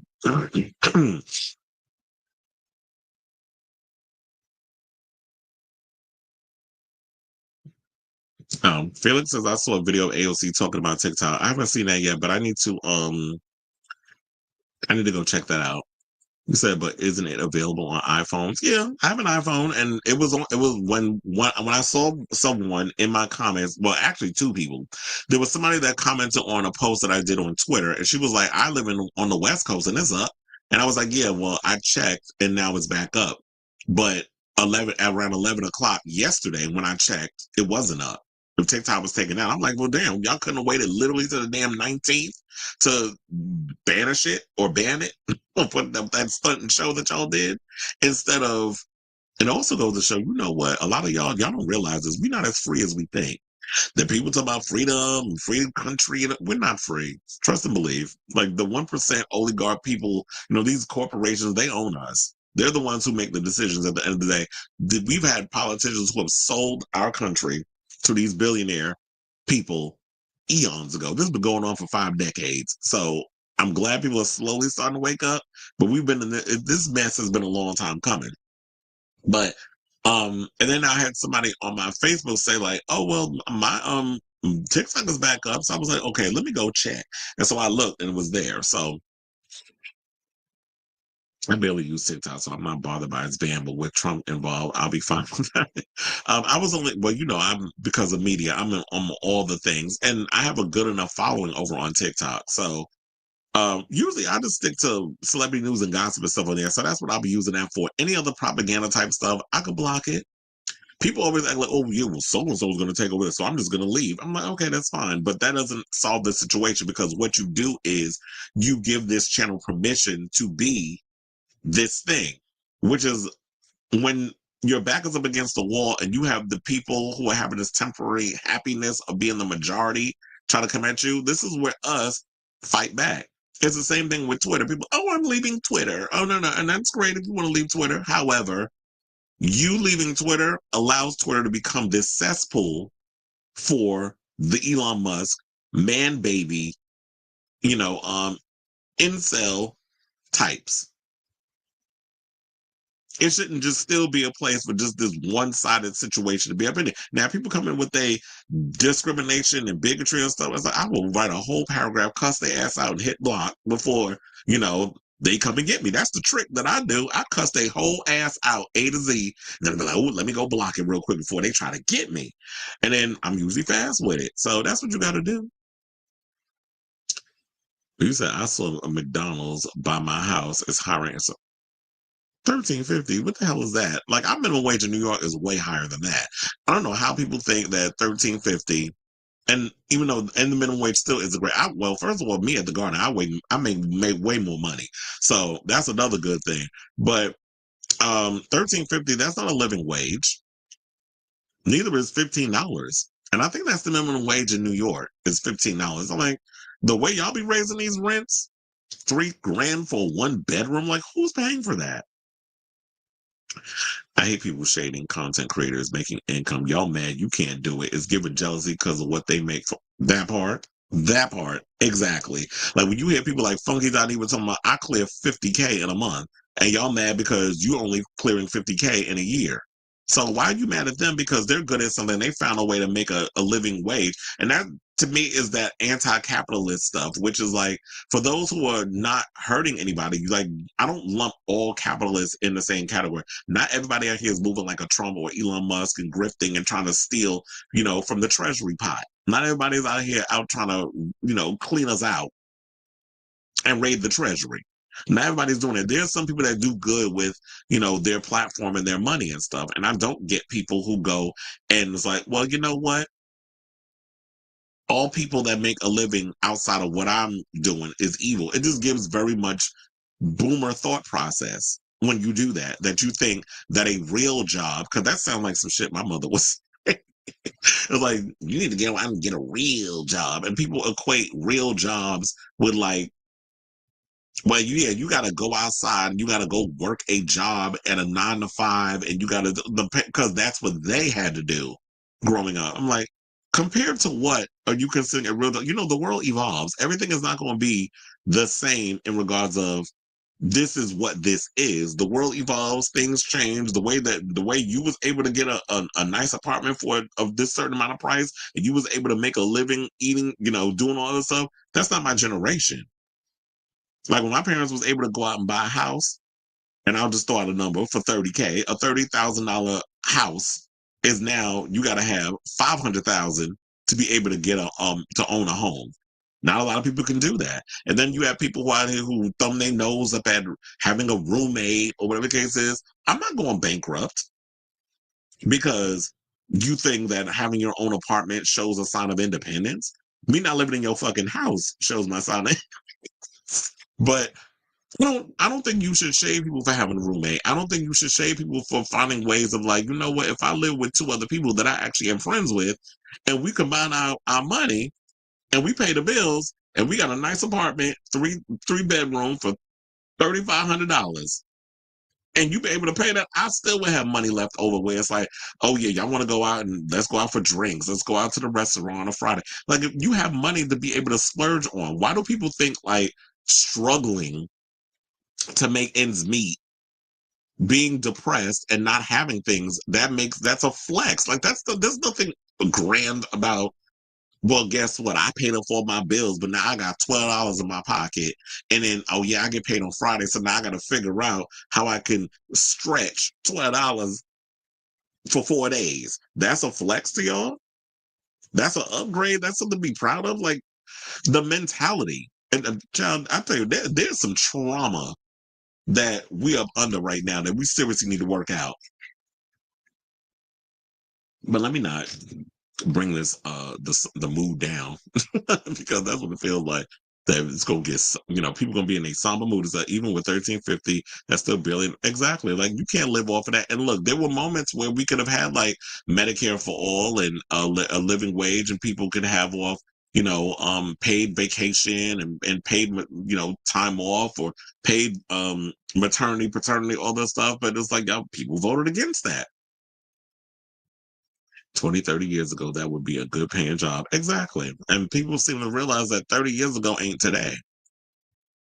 Trump wants to save TikTok for the sole purpose of spreading more MAGA misinformation, proof being by how no statement was ever mentioned saving TikTok for the sake of freedom of speech. That's what people need to read between the lines when it comes to stuff, but they just get so caught up in the fact, yay, TikTok's back, so I can go back to my addiction. It's like a dopamine addiction.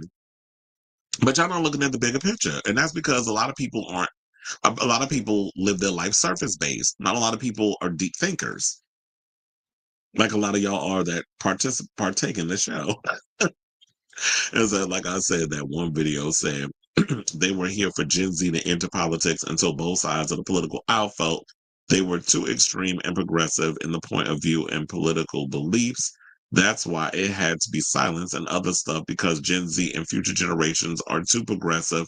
Well, yeah, they are out of touch. They are way too progressive. I don't think that there are people out here who are centrist on either side. I just feel like there's extremities. Like MAGA is what it is. MAGA is the new republic, and although temporary, but the new republic. And Democrats, real Democrats, I feel like are more progressive in a lot of their thoughts. You got a lot of people up here who's, I feel like, they're trying to protect their own dynasty. The Obamas, the Clintons, all of them, they're and the Bushes, all up here just trying to protect and I guess the Bidens, all trying to protect their legacy versus them really trying to, help the country move in a better direction.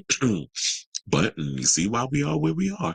So many of my friends were sad about it shutting down and then celebrating. Exactly. And that's what I said. It's like, unfortunately, a lot of your generation, which would be Gen Z, they're not really, it's like, y'all need to remove the fog a little bit and really look at it as like, yeah, you're celebrating.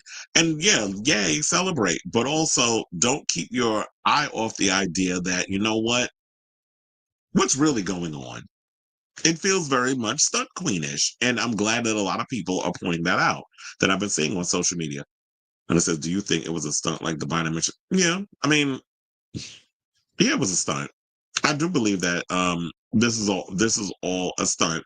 I think it was a stunt what Biden did where he thought he was slick by trying to push forth quietly. They were trying to push for the ban, which a lot of the mainstream media wasn't talking about. And then Trump saw this as an opportunity to make himself come out and look like a hero, which is all he cares about. He cares while he and his constituents raid the Treasury. They want to distract y'all with all these little stunts and shows. And he's good at it. I mean, he's from reality TV. So I'm starting to go on fan base as Black. You know what? And I've had a lot of people that I know are on it, and a lot of people have talked about fan base. I need to look at fan base. I'm just so overwhelmed with so many apps that it's just like, yeah, I definitely need to look into fan base. The Democratic Party will learn one day. I thought he was going to say they, them. They slash. I was like, oh, we buying non-binary up in here. Go ahead with the, Biden administration. It was a non-binary joke. Whatever. Let's move on. So you said the Biden administration, had opportunity to do something about the ban, but now Trump gets credit for it. Absolutely. And not only that, but I said this to a friend of mine, Nick, on social media. I said, you know what? The Democrats, they have this habit of doing the bare damn minimum. And then when y'all drag y'all feet, because he had 4 years to do a lot of things. You were also talking about how we're in an oligarchy and all this other stuff and all this other. I said, well, you had plenty of time to do something about that within the 4 years of your presidency. I'm not saying he wasn't out here doing stuff, but at the same time, you could have used them 4 years to make sure that we wouldn't become that, and to stop a lot of these social media platforms like the Facebook and other stuff to be able to have control over our democracy. But then again, no shade, but Barack Obama benefited wholeheartedly when Mark Zuckerberg was on his side, and he was using Facebook and a lot of these other social media platforms to push forth his political campaign. So he started it. finished it in regards of using social media and all that other stuff to be able to blow up his situation. But yeah, but I was like, you could have done something about it, but you didn't. Y'all dragged y'all damn feet. I'm on Blue Sky. But now, but Isaac was a Scientologist. Not sure where his family falls with that. Oh yeah, because like if you decide to leave Scientology, it is like you become excommunicated and that sort of thing. Like I've learned that from so many others who have been a part of Scientology, like Leah Remini and all this stuff. So yeah, I don't know where he stands on that because I'm like, if you are Isaac Hayes' son, is he still in Scientology or is it? So yeah, that does kind of make me wonder with that as well. What irked me most about the TikTok ban was the excuse given was about it spying on Americans. Meanwhile, it's long been okay for corporate America to spy on us, proof being the ads that pop up on pages, especially when you say stuff and all of a sudden that ad pops up on your phone. I'm like, you are listening to my conversation, clearly. And then they said there's a thing that you could use to turn it off. I'm like, y'all still out here controlling every move that we make and think and having us think that we free, but we're not. And so I do agree with that. It's like y'all sit up here talking about that. It's about them spying on us and all that stuff. Look, y'all want to profit off of what the Chinese is making off of, Americans being on TikTok. Y'all want a piece of that damn pie because apparently y'all don't have enough money that's flowing around in y'all situation anyway. So I do agree that we have spies and stuff, people spying on us and that sort of thing. And yeah, so I agree 110%. Because it's not about us. It's not about, that excuse is BS. It's very telling that all of the CEOs are invited to Trump's inauguration. What business do they have doing over there except, yeah, and the fact that they're bending the knee to him because they know, when you see how a lot of our media is pandering to him. Even the views about, oh yeah, we're gonna take a back seat to talking about him in a lot of those situations. So now you see on the weekends, oh, we'll just wait and see. That's what they were saying over there. And now you have people on social, on the weekends, they doing celebrity news and gossip. I'm like, really? Y'all could incorporate it in your 5 day a week show instead of just bombarding us with Trump talk and all that other stuff and then view your deal. That's all the show is now. It's still unavailable on Google Play. Oh, so maybe it's, if you're an Android user, you're screwed. But us over here on Apple, we still using it. Twitter X isn't the same to me anymore like it was what once was before last year. Yeah, I just post my post on there. Excuse me, and I see a lot of people respond to them. And then yeah, I've just been fighting a lot with these Scream fans on there. So I've been going back and forth with them. Because I saw a video yesterday about how there are no longer starter houses in the market. It's either an apartment or living with your parents, roommate for first timers. Yeah, it's crazy.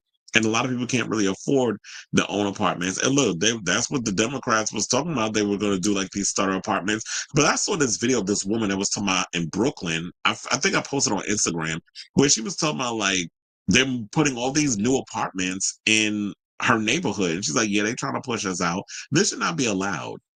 And I was like, okay, Mayor Adams, what do you do about it? But I get it. He wants to, be a socialite. He doesn't want to be mayor of New York City, but we can change that. So when it's your time to go, we'll make sure your black ass get out. Since you don't want to work, you want to be Kim Kardashian. You want to be a housewife. Clearly, you want to be a socialite. You want to be Paris Hilton. But at least Paris works.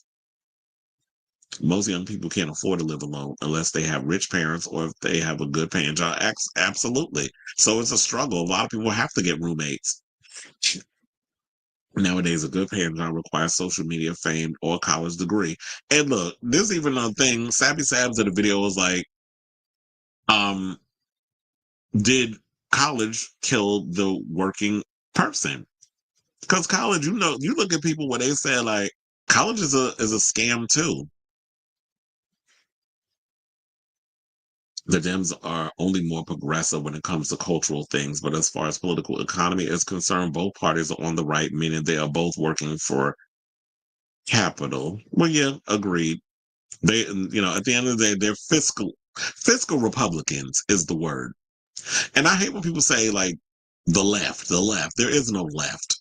There's never been a left. I don't know what that means when people say, oh, it's the left and the right. That's political. That's media jargon. That doesn't mean shit. In my opinion, some people are already praising Trump, forgetting that he wanted to ban it in 2020. Like the short term memory, people got the memory of a gnat, so they're not going to be surprised. Not this foolishness. John, don't even get me started on that poor man's version of Malibu's Most Wanted. What the hell was that? Because I saw some people talking about, oh, now, they were saying, oh, it's Roseanne's song. And it wasn't Roseanne's song. She was being featured on that white rapper's song. I forget his name, nor do I give a good goddamn who he is. But I've seen him trolling all over social media. Because remember, at one point he had a song with Ben Shapiro. That's why I was familiar with him. And I think the song did really well on iTunes. Look, I sometimes feel like we in a Twilight damn zone. Like, I just don't understand. Like, sometimes it just baffles me with some of the stuff that, you know, I see on social media. Like, sometimes I feel like I'm in the damn Matrix. It's like, can somebody please unplug me from this shit? But this wasn't a Roseanne song. She was being featured, and I really hope. But then again, I was like, don't give this bitch no attention because you would send her home crying. I was like, Eminem need to come out and read her down to the floor along with that clown of a rapper. And I was like, what? Even though they was outside, I'm like, what does it smell like with all them damn maggots up in there, acting like they was in a rap video? And it's funny how, these clear folks, these hurt clear folks, y'all want our rhythm so bad, but you don't want our blues. And her sitting up there, like, if you want to do a rap song, whatever, you could do all of that, but you ain't need to try to cosplay black folks with that braided wig that she had on her head. Oh yeah, I saw Onyx's comment, but I just had to skip to the feelings one. He said, unfortunately, most of Gen Z is not smart enough, nor has developed the brain cells to realize Trump buying TikTok will become MAGA propaganda. Exactly. That's they're not realizing it. And I'm wondering, is it because their brains haven't fully developed yet? Boys' brains develop at 25 fully. So they're not looking at the bigger picture. They're so excited that they're in the moment, that they're right now. They don't care. As long as they got their TikTok at their addiction, y'all acting like the world's coming to an end if you lose TikTok. Neoliberalism took over the university. Okay. Tom McDonald, someone say he's committed. Is that one of the homosexuals that's being that's about to work for Trump? Because I'm like, yeah, if you're Canadian, then technically you're not American. So how you getting a job? Especially we was out here running around with them birther claims from you know who. I mean, about Biden. I mean, not Biden, Obama. Exactly, Chris. Both parties serve their masters, the billionaire class who owns and runs capital. Our citizens get pennies. Oh, don't even get me started on that $770 damn bullshit that he was talking about the fire victims. When that old crypt keeper looking bastard said that shit, and I'm sitting there and Kamala sitting there with her damn legs crossed, looking unamused, I was sitting there like, this clown's serious. What the hell are people gonna do with $770 damn a one time? Oh my God, payment of $70, because that's what he said. A one-time damn payment of $770. What the fuck am I going to do with that? So they can get basic needs, water and Pampers. First of all, the way that y'all skyrocket these prices in the supermarket, $770, I could clear that in an hour. Especially if you got a whole family. I remember, like, for me by myself, when I go food shopping, sometimes I spend over $300 on myself, and that's for me to actually have food to last me a couple of weeks. Because one of the things I hate shopping. I hate food shopping. I hate clothes shopping. I hate any kind of shopping. I hate being in the store and having to be around people and just be spending hours trying to find stuff. I just like to go in, get my stuff, and get out. And that's why I got that article. Oh wait, did I? Oh, I didn't put that up in here. I was going to do the article on Walgreens, how the Walgreens person came out and said that them locking up all their products and stuff is bad for business because they losing money. I'm like, no shit, Sherlock. Like, what you thought? I don't want to sit up in no store hitting a buzzer for every aisle I got to go up into if I want to get toothpaste and deodorant and shampoo and all those other things. And you worried about people coming up in there and stealing, when you could just write that off. And now I gotta wait for the one person on the floor because they got three people that's working there. They got the one person working in the pharmacy, the one person on the register, and the one person on the floor. So now, and then the manager's nowhere to be found. So now I'm hitting the button. Cause cause somebody come and open the things, and then I'm sitting there, I gotta rush because I'm not necessarily sure if this is the product I want to get. So now you rushing, and I can feel the energy of you rushing me.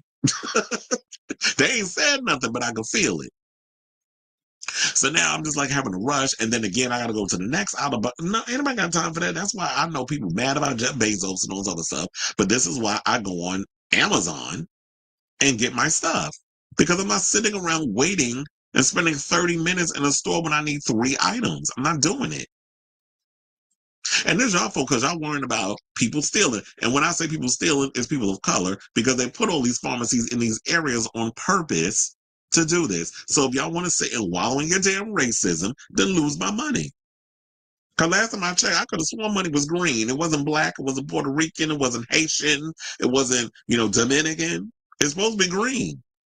But since y'all want to discriminate, then I'll take my discriminative money over to Amazon, where I know people mad about certain things. But look, I don't have to argue with an app. I don't have to cuss out somebody. I don't have to cuss out, Amazon. I mean, I can cuss them out if they don't give me my shit. But when I'm ordering my stuff, I ain't got to argue with them. Child, when she said that dumb shit, it's like, shut up. You sound dumb as hell. And people trying to say she wasn't that bad. I'm like, then you're not a real hip hop fan if you thought she ate with them lyrics. Well, look at people thinking George Floyd was in politics. Oh, you see that video too, where they said who was the first president of the United States, and this idiot had the nerve to say George Floyd? Child, I cackled when he said, I said, you know what? This generation is doomed. Doomed, I tell you. Yeah, I'm trying to do Ralph from remember from Friday the 13th? You're all doomed. Okay, so let's move on. Because I always said whenever we get into politics, I know it's like everybody really goes in with that. So clearly, it's a hot button topic. Now let's go from one idiot to another. Let's talk about Nelly. So Nelly is being dragged because he's performing at Trump's presidential inauguration. So they ain't just Carrie underwears. And, we also had Snoop Dogg, who, in my opinion, will show up to an envelope opening. So I don't even know why y'all surprised that Snoop Dogg was signed on, especially when, people was calling out Snoop Dogg for being a hypocrite, because he's talked a lot of anti-Trump stuff. And now all of a sudden we see where everybody's shifting and the grifting and all that stuff. Now people are changing their minds, and we're in a position where he's changing his mind, and now he performing there. It's funny how people forget. But I love social media, because social media will get you together real quick and remind you, remember you said this on this day, around this time, this many years ago. So Nelly Country Grammar asked, oh wait, not just him. And then also we got Rick Ross and his gut about to perform, or maybe he has performed already for Donald Trump. But now Nelly, after he was dragged, he's doubling down on his decision.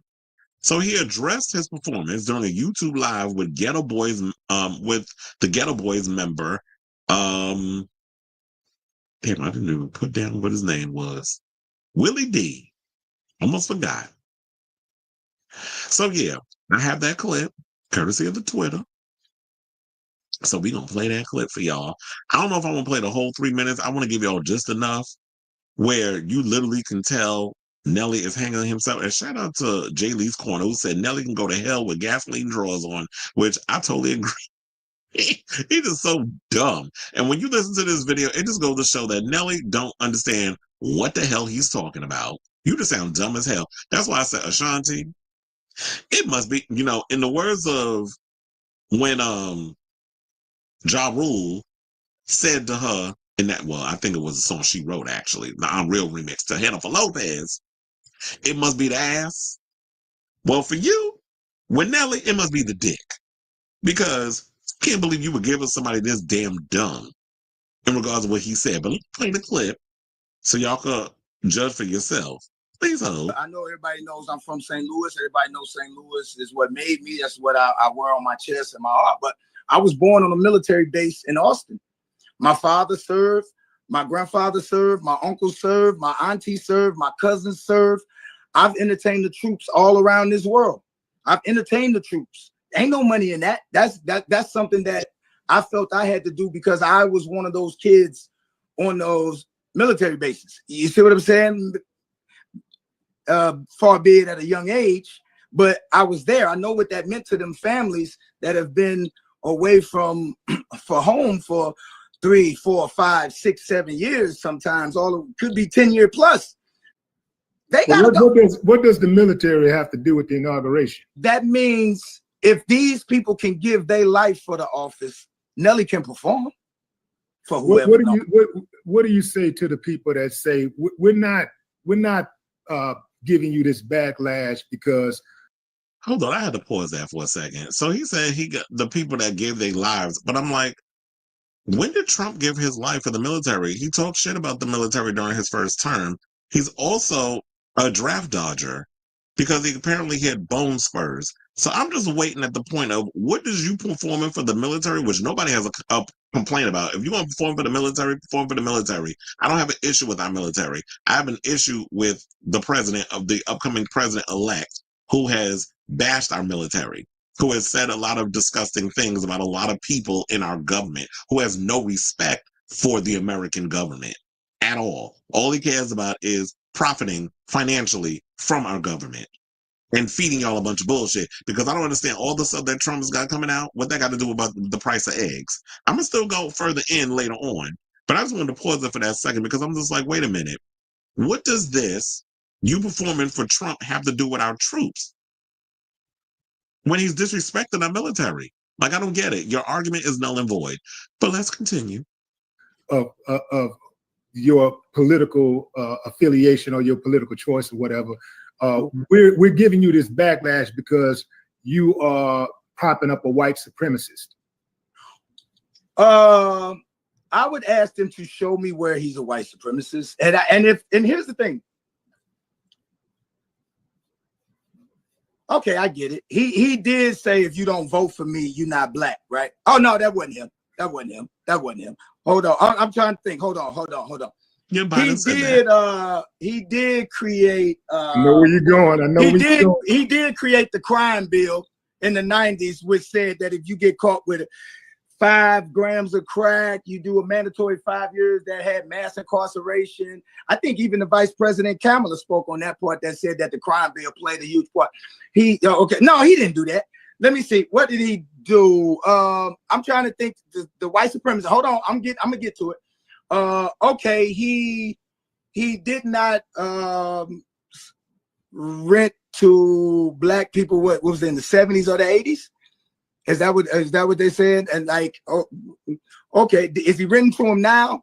So nobody's allowed to change, right? See, here's the thing. So we can talk about past, but we never want to talk about our past. If our past get brought up in our community for a lot of what our men did, we always call it rehabilitation. Yo, these young brothers, we've been through a lot. I know I've been through a lot. If my past was what was going to prevent me from winning today, I wouldn't be here. You know what I'm saying? Now, I'm not saying that he ain't got some fucked up ways. That's not what I'm saying at all. That's why I'm not telling you who to vote for. But what I'm saying is that he's the president of the United States. He's not the candidate for the United States. Okay. Yeah. Nelly, did y'all even get a full valid answer as to why he's performing for Trump? Like, just say that you're a grifter like all of them. You're going where the wind blows. You're full of shit. You don't understand politics. You just saw this as an opportunity. So, yeah, I had to write down notes on this. So, this is, at the end of the day, this is why I always say, this is why less than smart celebrities like Nelly should be seen and not heard.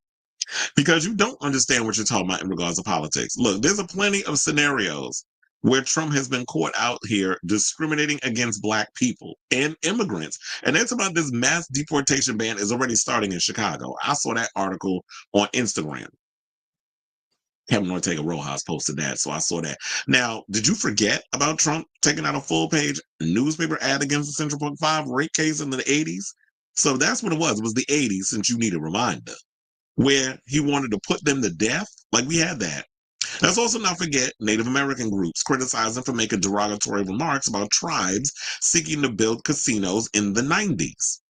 Trump also led the charge against the birther conspiracy, where he claimed former President Barack Obama was from Africa and not an American citizen. So yeah, when you sit up in here and he said all of that, and then you was about, well, if he was a white supremacist, then why would why would Obama sit next to him at Jimmy Carter's funeral? And everybody wants to paint this, oh, he's so demure and mindful, and when they go low, we go high, and he's not going to be disrespectful. Fuck that. Because now Michelle and Mike Pence's wife feels away. Why is it that the women got the balls and the men don't have any? When in regards of, yeah, I'm not fucking with him because he's a piece of shit. He's a petty asshole who has done a lot of racist, disgusting things and is eating all this up because the press is trying to sane wash Trump and all the stuff that he's doing because y'all scared of this old wide back orange bastard. I don't know what it is about this man y'all are so afraid of. No, none of y'all have cojones. Y'all might as well just all go get the bottom surgery and get pussies. Because that's what y'all giving me at this point. Nobody has a fucking backbone. Including you, Nelly, which I saw in the comments while I was playing that tight ass video. And I'm gonna get to the comments later on. Who said it? It was, it was Brown Bunny being messy. Nelly is slang as a derogatory term for an effeminate homosexual.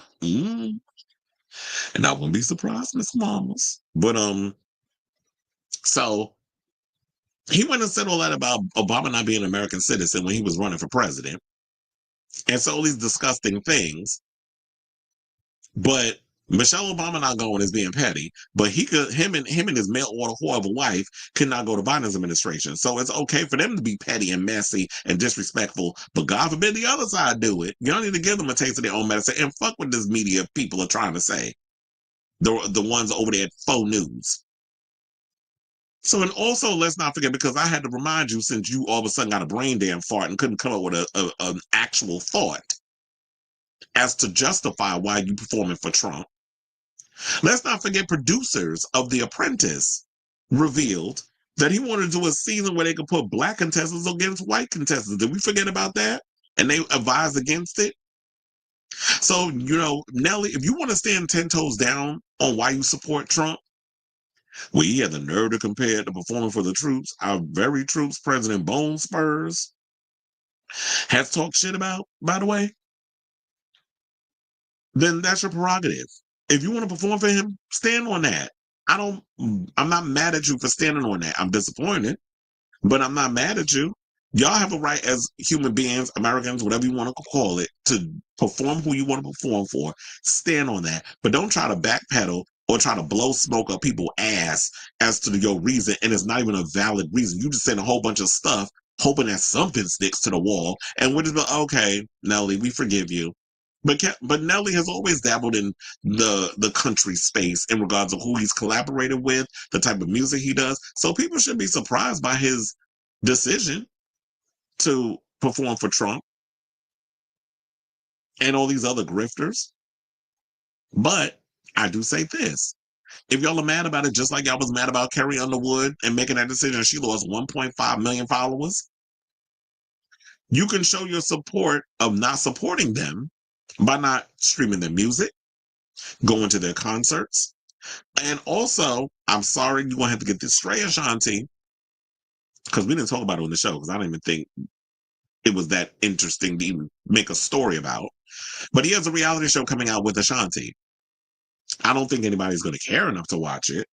I personally didn't care about whether or not I want to watch it, but I think even more so, no one's going to give a damn whether or not, about this thing. But yeah, you could protest by refusing to watch that reality show. Because I'm sure what's going to happen with the reality show, they're going to be filming him performing at that inauguration. Why would you want to pass that opportunity up to show that on TV? So that's how we go about it. So I say all this to say, what do you guys think of this story and Nelly's excuse, or lack thereof, as to why he's performing at Trump's inauguration tomorrow? So whatever your thoughts are, let me know in the comments down below. Shall I? So we had a lot of comments. So let me go up to what the people said. Wait, why are we talking about? Oh, you saying George Santos? As in But wait, wasn't it that George? No, when it was, because I saw this video where it was asked what this guy was on the street in New York. He was like, "Who was the first president of the United States?" And the guy said George Santos. I mean, not George Santos. He said George Floyd. It was a black kid, and I'm looking at him like, "What?" Like George? Who? He said, "I know it was a George." How does nobody know that George Washington was the first president of the United States? You learned that in middle school.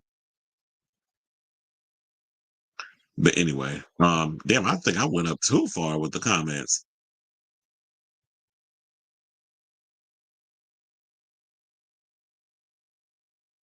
Oh, I found it. It said George Santos,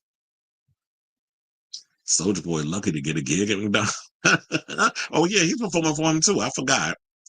And he said Nelly needs the money because he hasn't been hot since the early 2000s. Okay, and I was saying that too. It's like you get all these has-beens, just like when I was hearing about him giving Sylvester Stallone, John Voight, aka Angelina Jolie, estranged father, Mel crazy ass Gibson, who got that horrible looking movie with Mark Wahlberg with the mullet. Or not mullet, he had like a ball cap on the plane and with Topher Grace. That movie looks terrible. I remember I saw that trailer in the movie. I'm like, who directed this shit? And they said the man behind Apocalypto and Braveheart. I said, I know this is not a Mel Gibson movie. And lo and behold, it was a Mel Gibson movie. But it looked like a Mel Gibson movie directed by somebody who put shit straight to streaming because that movie looked terrible. And they giving it a theatrical release. So they got all of them up in here. Going to be ambassadors for Hollywood. So I said, first of all, neither one of these people have been relevant since the 80s. I mean, yeah, Sylvester Stallone has Tulsa King, and that's a good show, but you've been banished to streaming. You've banished to TV. Yeah, Rick Ross and his belly did perform. And he was trying to backpedal on that too. No wrong. He got money from royalties and now a reality show soon. Yeah, I read that. I saw a video where a guy was asking people about politics, and one guy said George Floyd. Yeah, that's you probably probably talking about the same video.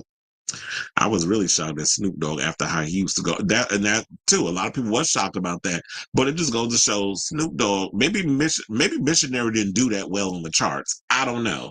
But that was his latest album, the follow-up to Doggy Style. Remember his debut album. So he came out with an album. Dr. Dre produced it. It was called Missionary. I ain't hear nobody talking about it. So at this point, well, you know, they all doing Missionary, all kinds of things at them parties. Remember when Madison Hawthorne put all that on blast, and all of a sudden you ain't never heard from him ever again? Post that situation. Tone Deaf Biden did better. I'm disappointed with Snoop. And I like Snoop too, but it's like, you that hard up for cash? Like, what are you doing? Have some dignity. Is he pulling anything? He is pulling anything out of his ass to justify him performing. Exactly. She thought she ate that. Okay, Miss Nelly.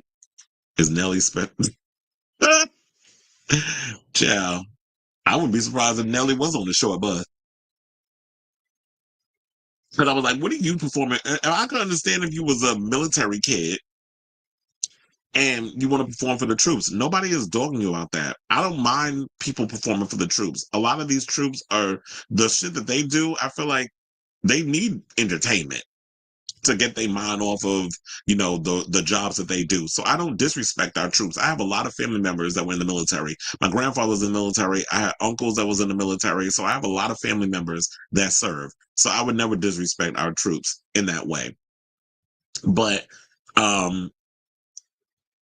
so we don't mind you over that. But the fact of the matter is you're performing for somebody who has disrespected our troops. I just don't understand it. Do they pay in okay? And you know that Trump coin ain't even a real coin.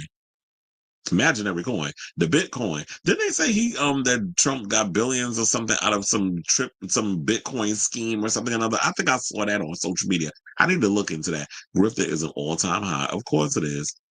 And they're not even trying to hide it no more. It's called selling out. Ice Cube still paying the price. Okay? That's why we ain't never gonna get another Friday movie. Entertainers need to take politics out of their entertainment and just entertain.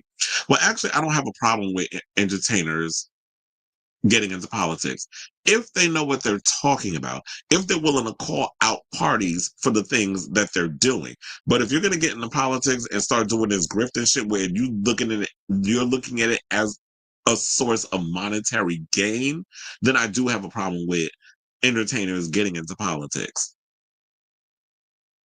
If you're not using your entertainment to bring awareness to things going on in the world, like Madonna does when she uses a lot of social commentary or things that's happening around the world and bringing that into her show, if you're not using your platform in that way, then it's like, yeah, back off. Or like a Melanie Martinez who was on her show to my Free Palestine. Like when you doing that, then I get it. But when you like a Nelly or all these other people that's using it for all the wrong reasons and are just easily duped, then it is what it is. Don't support divisive people and divisive networks. Absolutely. I don't like how dabbling into country music is automatically associated with being MAGA. I agree with that because now I feel like country music has this stain on them where people automatically think that everybody who listens to country music are MAGA supporters. And that's not true at all. Like, not everybody who does country music or listens to country music support Trump. But it has been given this narrative. And now you see a lot of these hip hop morons who are jumping on this bandwagon. Whatever. Boycotts work. Punish them with coin. Yeah, hurt them where it hurts. And we'll see how them grifters over there who are part of the MAGA cult, how long they're going to go out there and support a Nelly or a Snoop Dogg or a Rick Ross and them breasts and that gut and Soulja Boy.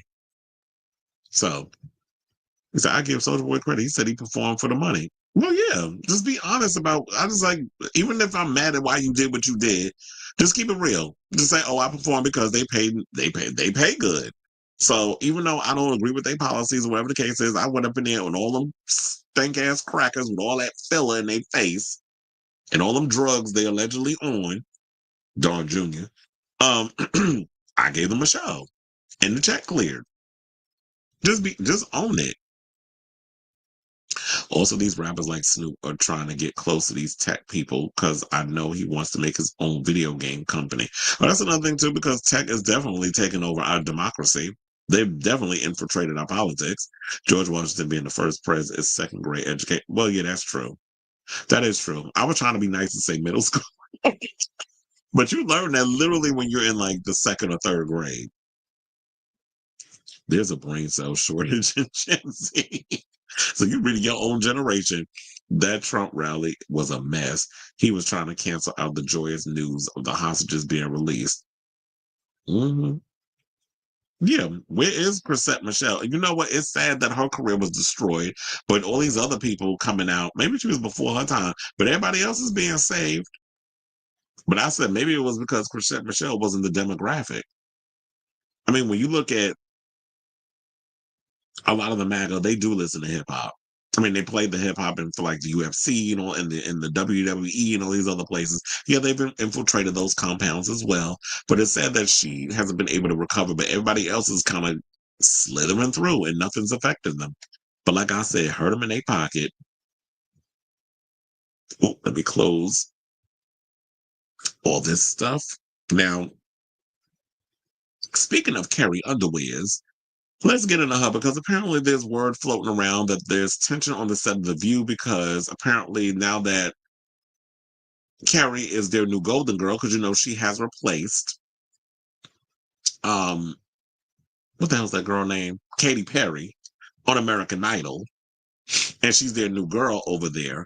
They want the women of The View to kind of fall back on their overall opinion of her because she's performing at Trump's inauguration. So, but this is according to Radar Online, so take this with a grain of salt. So now they're saying word on the street is that sparks have been ignited over at ABC between the outspoken co-host of The View and the network's newest golden girl, country superstar Carrie Underwood. I don't go that far with superstar, but whatever. Now, with a major project on the horizon, Carrie has quickly become the darling of the network, but not without controversy. Insiders reveal that network execs have issued a strict directive to The View's fiery panel saying, play nice with Carrie. Now, sources say the network is fiercely protecting the star's squeaky clean image, especially after her decision to perform at President-elect Donald Trump's inauguration ignited a firestorm. Now, according to the insider, they've made it crystal clear to the ladies of The View, especially the more confrontational ones, that Carrie is strictly off limits for their usual tough questioning. Carrie Underwood is a ratings magnet, and ABC knows they can't afford to alienate her massive fan base. The tensions reached a boiling point during Tuesday's episode of The View when co-host Joy Behar blasted Underwood's decision to sing America the Beautiful at the January 20th inauguration. Joy said, I love our country. How do you love your country and support and normalize somebody who's a convicted felon and, in my opinion, wants to destroy the country? What I don't understand is, where did Joy say something that was harsh during what she said? It's like, how are you supporting someone who is moving like a fascist, who has done a lot of things where he's trying to muzzle our media and threatening people on social media, even Mark Zuckerberg, where you got Mark Zuckerberg going down to Mar-a-Lago to bend the knee. And then when he's asked about it by the press, do you think that some of the things that you said towards Mark is the reason why he's removing fact checking? He proudly said probably. So when you call people out on certain things and they made no qualms about the things that they've done, not even trying to hide it, why can't we call them out on that? Why are we not allowed to question people when they do wrong in our democracy? I'm not just talking about Trump, but of course the other side as well. And then they're also another one who they like to muzzle and remove people when you want to question them on certain things that we don't necessarily agree with. So both sides do it. Like I keep saying, they're two sides of the same damn bird. They all serve the same master at the end of the day. Bow down before the one you serve, you'll get what you're going to deserve. In the words of Nine Inch Nails, that's on Head Like a Hole. I butchered the lyrics, but you know what I'm saying.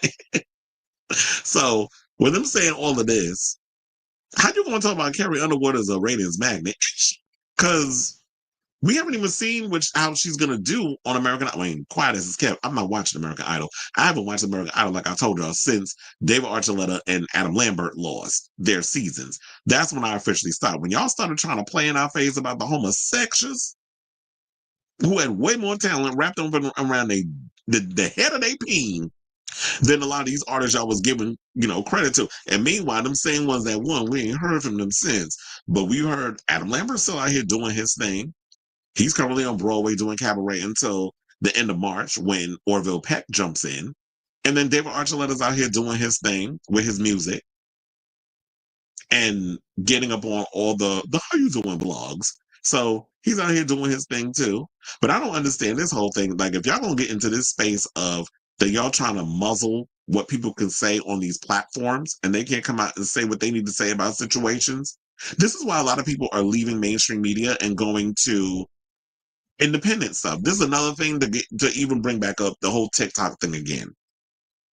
Because like I said about people getting mad about, they're going on TikTok and, now that TikTok is whatever. And this is before it was brought back up, where I saw a lot of people online talking about, now that TikTok is taken down, now y'all could go out and get real jobs. When y'all say that, it's like, you do know a lot of people who formerly used to work in media have stepped away from media because they were challenging the establishment, how they lost their job like a Don Lemon and so many others, how a lot of them have gone on social media and is using that platform to inform people of the things the mainstream media will not touch. When you look at a Brian Tyler Cohen, if you look at a Kyle Kulinski, when you look at a Sabby Sabs, when you're looking at a couple of these other pundits up in here that I'm bringing up, who else? Mehdi Hassan. Remember, he was fired from MSNBC. Now he's thriving over on Zateo, and he's also popping up on other people's shows and giving interviews and talking about our democracy. They can't go out and get a real, they had a real job according to you, what your definition is, but because they went against the policies of that real job, because they were not going to sit up in here, they had some kind of integrity. They lost those jobs. So they had to independently create their own thing so that way they could survive and thrive. So when people come up in here and talk about get a real job, how about you go find the nearest ditch full of broken glass and jump into it? We all say that ignorant shit. So this is stupid. in regard, not what I was saying before, but this whole thing about The View, allegedly, where they told play nice with Carrie Underwood. Well, guess what? If she's going to do something that they don't necessarily agree with, why can't they talk about it and debate on it? Not everybody all y'all been anti-Trump. Some people were a little soft on their stance, but then we see the grift with Alyssa Farrell Griffin and then her cheerleader, Sarah Haynes, which shout out to Joy Behar. Sometimes she worked my nerve, but that one particular day, and I'm trying to remember if it's this episode, or it might not have been in this episode. I think it was the episode, I'm trying to remember. It was early in the week where they were talking about I guess it was talking about like censorship and all this other stuff, and everybody was trying to say, oh yeah, well, Trump was the start of all this, and she was going extra hard. And then Sarah did her typical, well, what Alyssa's trying to say, and I'm so glad Joy Other was like, she's grown, she can defend herself. I was like, thank you, because we have been saying this for the longest. Like, I remember I've been having conversations with my friend DJ, and he belongs in like the View group chat, and they were saying this all the time. Sarah gets up there and acts like that she is Alyssa's cheerleader. Like, this girl can't talk for herself. You always got to act like you her wing woman. Like, mind your business. And sidebar, I did see Sarah Haynes the other day. She was at a Knicks game. So I saw her. Oh, it was a lot of celebrities there. She was there. Emma Roberts was there. Shout out to her. The cast of Severance was there. And that was the day that this guy, I don't know if they show like during the halftime thing situation, things that go on behind the scenes, because I'm literally in the event, so I'm working. A guy won a free car. You know, like sometimes when you play those games where it's like you play basketball, whatever, and then they say, if you can get the ball into the basket at the halfway point, like you win money or you win a car, whatever. He did it, and I was like literally, we all fell out. Like me, the people that I work with, the audience, everybody, we lost our shit because that guy went and won a car. I was not expecting he was going to win, because every time I'm there, I'm like, nobody ever wins this thing. They're always off. But somebody won. Shout out to him. But yeah, it was like, I saw all the celebrities that was there. And yeah, Sarah and her husband was there. I think her kids was there too. So yeah. So I say all this to say, what do y'all think of this story in regards of like, because I had to bring in the whole thing about like how media is changing and all this stuff. What do you guys think about the whole thing of, do you believe that the ladies of the View is being told to stand back and stand down on their overall thoughts about Carrie Underwood, because she's about to come to American Idol and they're propping her up to be like this media darling? But I feel like if you're going to step into a situation that's controversial, we should talk about it. And if you're going to come on The View and promote the next season of American Idol, then I think the ladies should be allowed to ask, well, you performed at President Trump's inauguration, so why? Because this is the backlash and people are saying this. Like, why not address the elephant in the room? Now we're like afraid to ask people questions because of how they're going to come across. If you feel wholeheartedly in your heart of why you did the thing that you did, then you should same thing with Nelly, stand 10 toes down on your decision and own it and defend it. Don't dodge it. This ain't the Matrix. We ain't dodging bullets. So let me know what you guys think of this story in the comments down below.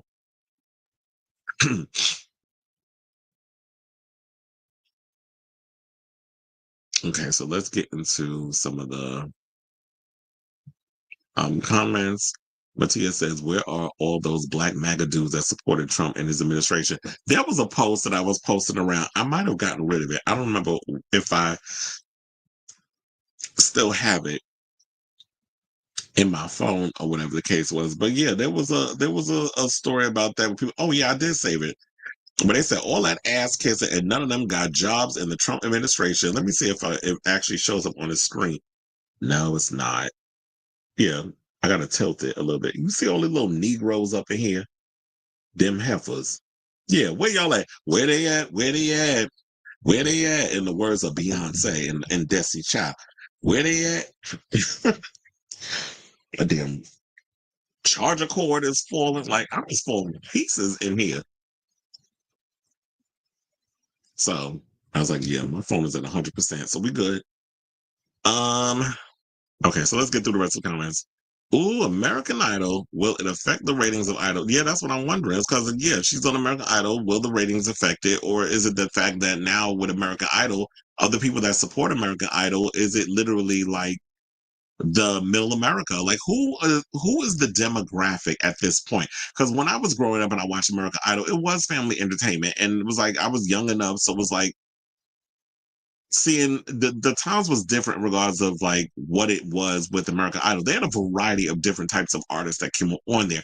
And then as the years progressed, I started noticing like the cookie cutter middle of America pandering that they were trying to do with regarding that. And that's what they always equate with family entertainment.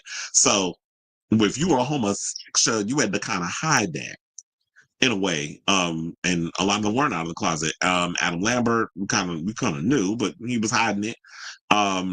Who else? Season 2, what was his name? That was with damn, we were just talking about him the other day.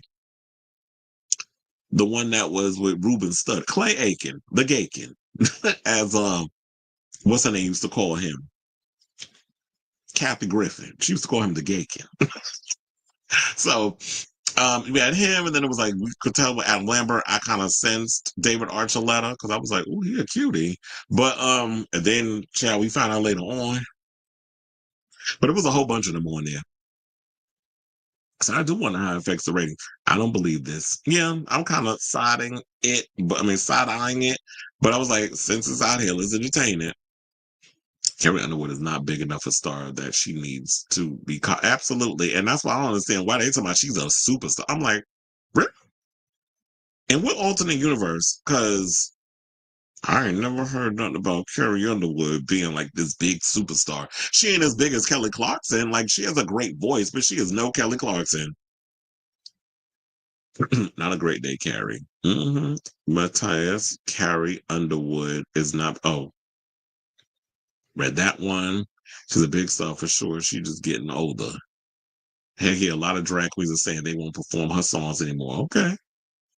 Well, good on them. I'm glad y'all got morals of some sort. Is she the one who said she fell on her face and then emerged? Well, yeah, everybody out here saying, saying like, yeah, Carrie looks a little different. The Orville, what's with the mask? Is he deformed? No, he's not deformed. That's his gimmick. I've seen Orville without the mask on, and he is attractive. So, and a friend of mine actually, when he met him in person, I think he was at an event, and he was in the DJ booth, and Diplo was there, DJ, and he was there, Orville, and he didn't have the mask on, and he introduced my friend to himself. It's like, hi, I'm Orville, blah, blah, blah. And he didn't have the mask on. I'm like, yeah, it's a gimmick. Orville's not ugly. I've seen him without the mask on. I said, Trump for sale all day. It will be back. Okay. Mainstream media is an arm of the arm of the state, an ideological apparatus. The state serves the interests of billionaires. Thus, mainstream media is compromised with interests of the billionaire class. Absolutely. Come on, educational corner. Is that it's his thing. It makes him stand out because you really see his face. As I say, it's a gimmick. And he's saying that the mask gets shorter and shorter. And yeah, of course, they were trying to play into are you going to show your face when you're when you're in cabaret? I think the reason why he's doing cabaret, because technically he can do facial makeup and stuff. Like when you've seen Eddie Redmayne and you've seen Adam Lambert, they're glammed up with the makeup on their face. So in a way, he's wearing this sort of it'll be a mask of shorts. He's going to wear makeup on his face to cover up on that stuff. So you're not going to see him barefaced like he's Pamela Anderson. But yeah, it's a gimmick. Most of these, or it's like it's trademark, whatever you want to call it. Most of these networks are being owned by Republicans now, so that they don't piss Trump off. Or even the ones that have like this liberal stance, like the CNNs and the MSNBCs. I'm sure that those networks are owned by someone who's a conservative. They have a lot of I don't want to say left because there is no left party, but there are people out here who have like liberal pundits on there, like a Rachel Maddow and a Joy Reid. But for the most part, all them companies and corporations are owned, I'm sure, by people who vote red. They just have to give the illusion that there's some sort of a balance. And that's a lot of Nellies. Okay. Whoopi blood pressure just went up by okay. Bare face like Pamela Anderson. Okay. That part. Because, you know, she don't like her makeup. I mean, she don't like wearing makeup no more, which is fine. That's the way you want to live your life, daughter. Okay, so where we going? Okay, so, um, hold on. Let me close some of these windows. Okay, so we have 3 more topics to go. Now, before we go to 3 more topics, our final 3 topics, before we get to the, before we wrap up the show, if you have not already, please do me a solid and hit that like button and that subscribe button, so that way it helps with the algorithms. And also be sure to smash that notification bell, so that way you know when we go live with a brand new episode of Kris Avalon Unfiltered. Please and thank you. So let's get into some Homas news, and let's talk about the Traitors. Now, child, let me tell you, the reveal at the end and the whole traitor situation, can I tell you, this was the most epic episode of the season. I cannot tell you how much I love this damn show. Like, they bring the drama, even though if there's a bunch of people on there who's like career-wise, like, who are these people? Specifically, the biggest cackle I had was Sam Asghari, where he tried to do the whole Britney, oh, it's Britney thing. It was like, I think it was a cardigan sweater or something he was wearing. I was like, oh, it's cute. He's like, oh, it's Britney's. And they were like, oh, we thought it was there is an actual Britney on the show. But it was like, no, Britney Spears, which is his claim to fame. And I did hear someone also say that they found it funny. Oh, when I was reading this interview, that a lot of people said they had no idea who Sam Asghari was. They were like, but then they had to be told he was Britney's ex-husband. So, child, you need to do a little bit better trying to differentiate yourself from the Britney stuff, because people don't know who you are. And on top of that, it's just like, I don't want to make it seem like Crystal Vanity is right, friend, and who was a friend of mine, the Roberts, where she be going in. She looks at Sam as an opportunist type.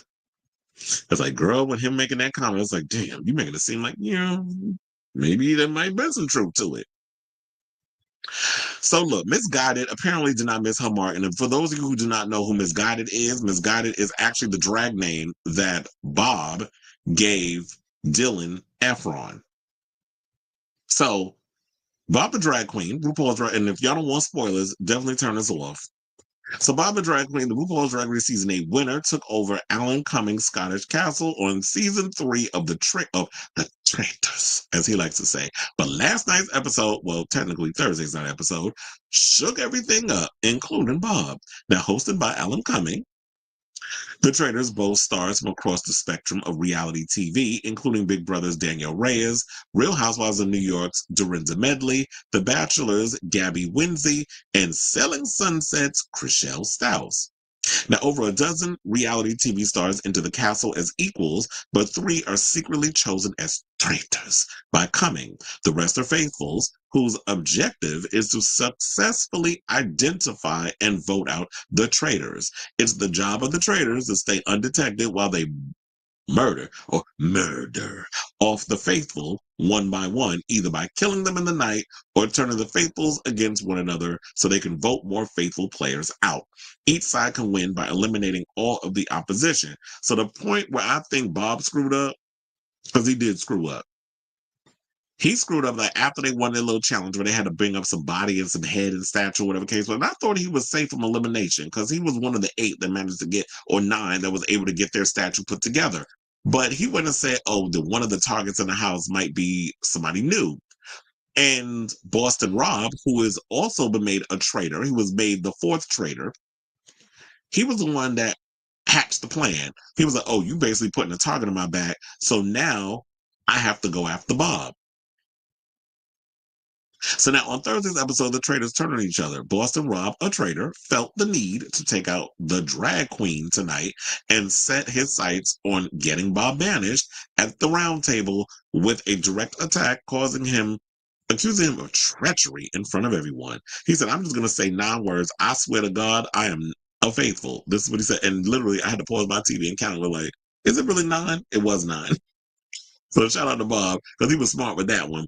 And then even Zac Efron caught some strays in the heat of moment, because his brother, Dylan, who, has been on to Bob since the beginning, and was like, oh, he did go after him in the last episode, not the recent one, but the recent one before that. And then he was just like, oh, well, I don't have the numbers, so I'm going to back off right now until Boston Rob came around and was like, oh, we going after Bob and blah, blah, blah. And had him like Dylan kind of going around and doing the dirty work. He was doing it too.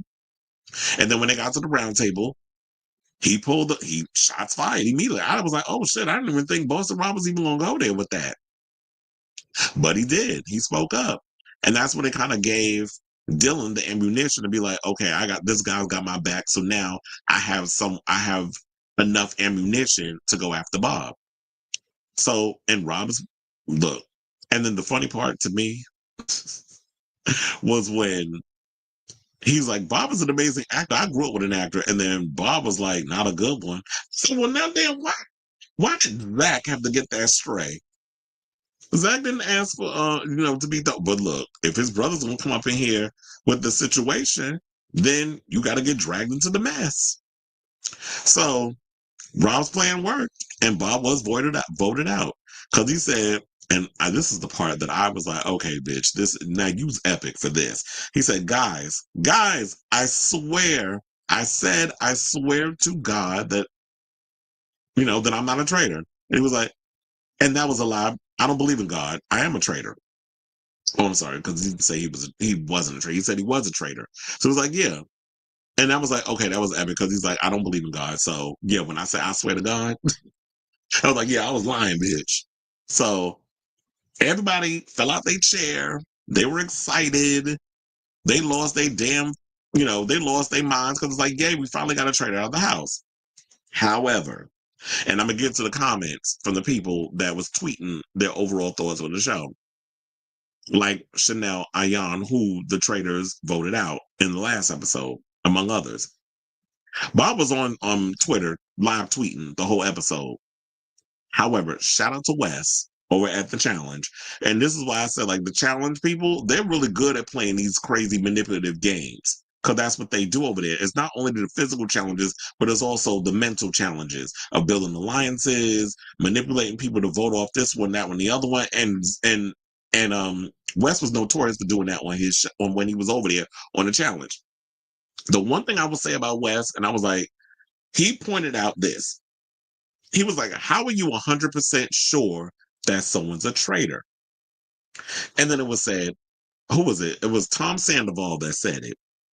He said, you're not sure unless, and he was like, yeah, unless you're a traitor, only a traitor would know another traitor and will pull a move to get him out of the house. So now you got the other two traitors that's like, well, this is not something that we agreed on, but our hands was forced.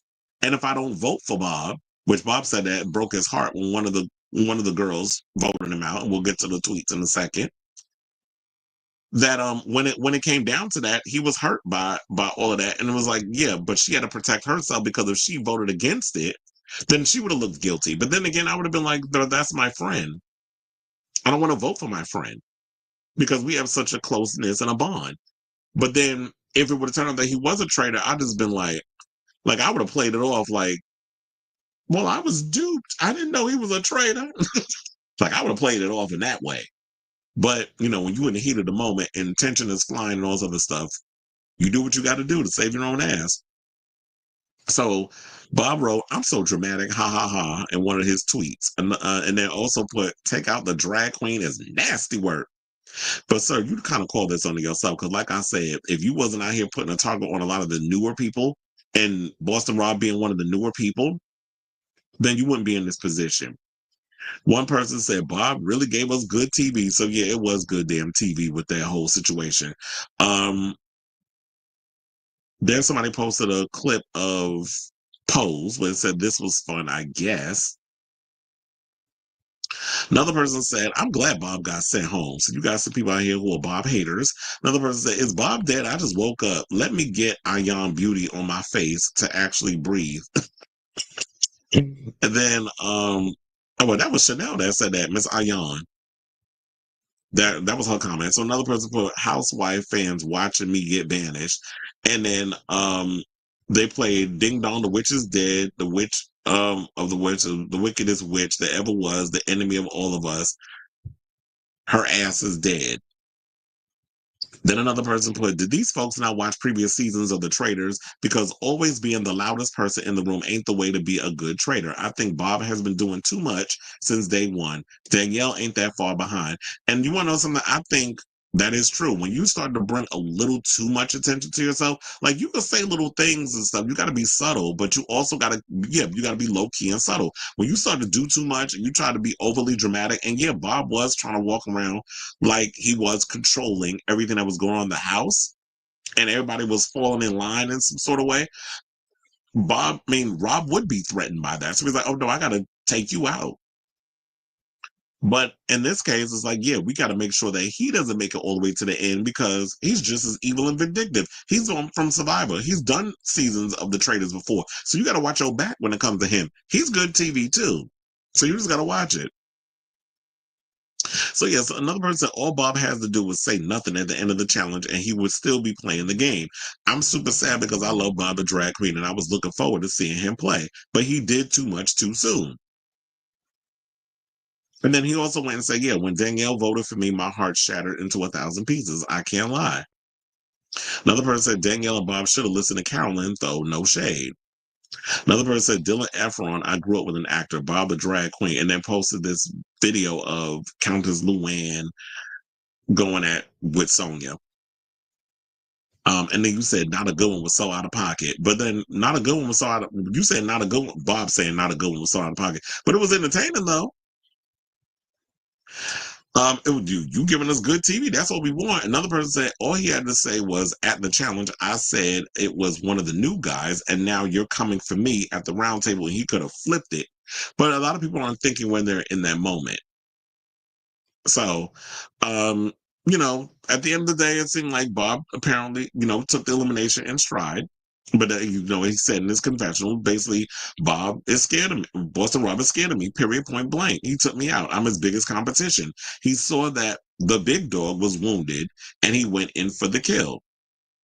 And you know what? That's fair. That's the gameplay. That's just gameplay. And it's like, he's playing the game. So, and we're all entertained by it. But we'll see how long he lasts post getting rid of Bob. Because everybody is in there temporary. Oh, we're so excited. We managed to get a traitor out of the house. Y'all got 3 more to go. But then I think they do add another one as the show progresses. They have to start choosing more traitors. So, y'all got more to take out. So that way y'all can get that pot of money all the way at the end. And while it's great that you got this campaign going to eliminate him, you got to worry about Danielle and Carolyn, because they're the other girls that are, they're going after you. She said the silent assassin, and they're gonna come after you. But I saw like some people were trying to say, oh, y'all doing the same thing like last year, and trying to, I guess, make it seem like this is a biased move on their part, where they went after Peppermint last year, and then they're doing it to Bob. No, what Trishelle did to Peppermint last year, that pissed me off. And I hate the fact that that bitch got away and made her money, along with, what the hell's his name? CT. And how they did Mercedes dirty with that whole situation, how they walked away with that money. Y'all pulled the Johnny Bananas on Sarah. That's what they did with that situation last season. But the way that they went after Peppermint and stuff, I didn't like that. This season, Bob kind of brought all that on himself. He was doing too much. So I do agree. I don't think it was that this is the same thing. There was some sense of bias, because a lot of people in the house genuinely like Bob, and I don't think a lot of people had Bob on their radar. There was a couple of people that had this sense, but not everybody. But then Boston Rob had enough of he convinced everybody enough that they went along with it. But I think also, what's her name had her suspicions for a while? Black Dolores. So I feel like this was, his karma's coming, Boston Rob. But the good thing in him coming after Bob the drag queen, it has definitely aroused some suspicions in the castle about him. Like I was saying about Wes gaining suspicion, and then Tom Sandoval also clicking and putting 2 and 2 together. So if Danielle and Carolyn are correct, or not even correct, if they're smart, they'll look at this situation, notice that tides are turning, that people are starting to suspect Boston Rob, and they need to do what they got to do to get his ass out the house. So then when it comes down to, you know what, let's get rid of him, because they won't put no suspicion on themselves. We're like, wait a minute, how would Rob know automatically that he did this, and this if he wasn't guilty? Or if you didn't have some kind of suspicion. So that's what I would do. So let me know what you guys think of this story in the comments down below.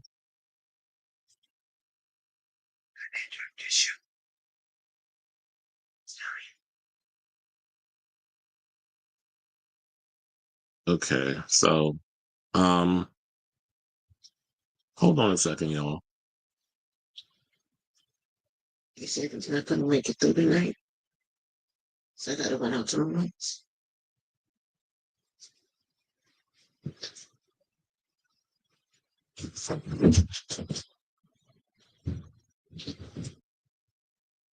I'm getting news about death. But hold on.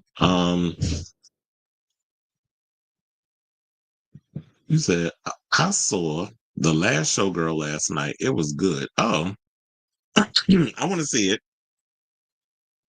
I'll definitely check that out. They need more than one drag race queen. I've been saying that what y'all need to do is bring in a multitude of drag queens on the show. I even said like next year, because I think T.S. Madison did post something on her Twitter where she said T.S. Madison, it was T.S. Madison, Monet, because I gotta remember, that's why I closed my eyes. T.S. Madison, Monet Exchange, and I even threw in Candy Muse. I was like, y'all need to get a multitude. I don't like the idea of them only bringing in one drag race queen to represent, because if y'all could bring in like 8 damn housewives and 7 members of Survivor and some irrelevant person I ain't never heard of, or somebody from Summer House, I'm like, so y'all bring in people from other Bravo shows that nobody watches, but y'all bring, and then y'all bring in one drag race, like that's not a representation. Y'all, and that's what I hate about a lot of these type of shows. Y'all think one person to represent a whole a whole situation is enough. You said they need to get rid of Rob next. Okay, well, hopefully that happens. I'll be looking forward to next Thursday's episode. But damn, I forgot to take that out. Okay, so let's move on. And let's get into this RuPaul's Drag Race RuCap that I want to get into. So yeah, I watched the episode of RuPaul's Drag Race. I was working on Friday. What was I working? I think it was it was a Knicks game. So after I watched the show, what had happened was I was like, oh, I had to watch it more than once, because I have to always get my wait, hold on. Why am I going to the wrong thing? I had to get my my bearings in a row, because it's like I can't just watch the show one time and just have everything. I got to be able to give my full opinion, so I have to watch the show more than once just so I can get my notes, because it's like I want to take it in, and then the second time it's the other stuff. So, and I got a lot of notes too. So of course, after Sadness was saved, because that's what we call her around here instead of Mona Lisa. They all wound up going into the workroom, and you could clearly see on a lot of the girls' faces that they were not happy to see her there, including Corey King, who has made no qualms about the fact that she don't like Mona Lisa. So, and then she was somebody she wants to see the competition dwindle. But then after we saw that little outfit you made in the new challenge that we're about to get into, ma'am, you could have been one of those girls that could have helped them rating, the situation dwindle, because you wasn't giving. So be careful. A lot of you queens, when y'all talk about you want to see the competition dwindle, like y'all are like top queen stuff on the show, because a lot of y'all not really giving as much as y'all think y'all giving. So then, while the girls were sitting down talking about what had happened and stuff, Lana Jarrett basically confronted Joella over her Drag Race Got Talent performance, where Joella was like, I was just keeping it real with you. I wasn't really a fan of your performance. But then again, when I was looking at Joella, I'm like, girl, but you wasn't really serving in your performance either. I don't know what kind of drag queen performance you thought you was doing, but the song was trash. The everything that you was doing was a choice, and you really wasn't serving as much as you was serving. But if I had to choose between you and Lana Sheree, Quiet as it's kept, both of y'all songs was trash. But so I wouldn't be able to make a decision. I burned both songs at the stake, quite frankly. But for you to criticize someone and talk about their song, like, girl, you wasn't really giving with your song either. And then in regards to that whole situation, this is what I had to cackle. Because then you had Mona Lisa. I'm supposed to be calling her sadness, but whatever. I'm probably flipping back and forth with that. But she was like, did you have to hold your wig up and rate a queen then too? And then, Miss Mama's had to come out and say, I'd glue it down if I had to lip sync against you. And they had the nerve to go, and when she was in her little corner with one of the other queens, and was sitting there talking about, it was like you threw a dagger at her too, in regards to talking about like you would have beat her in child. Well, she can't beat you. That she damn sure couldn't beat me. And she was like, wait, what? It's like, well, how you gonna try to read me coming for, in that whole situation? It's like, no, you're not gonna hit me with the stray. How dare you, bitch?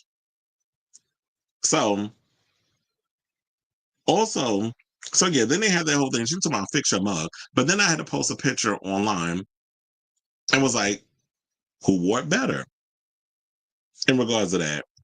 Because I do not think that, when I look at somebody like,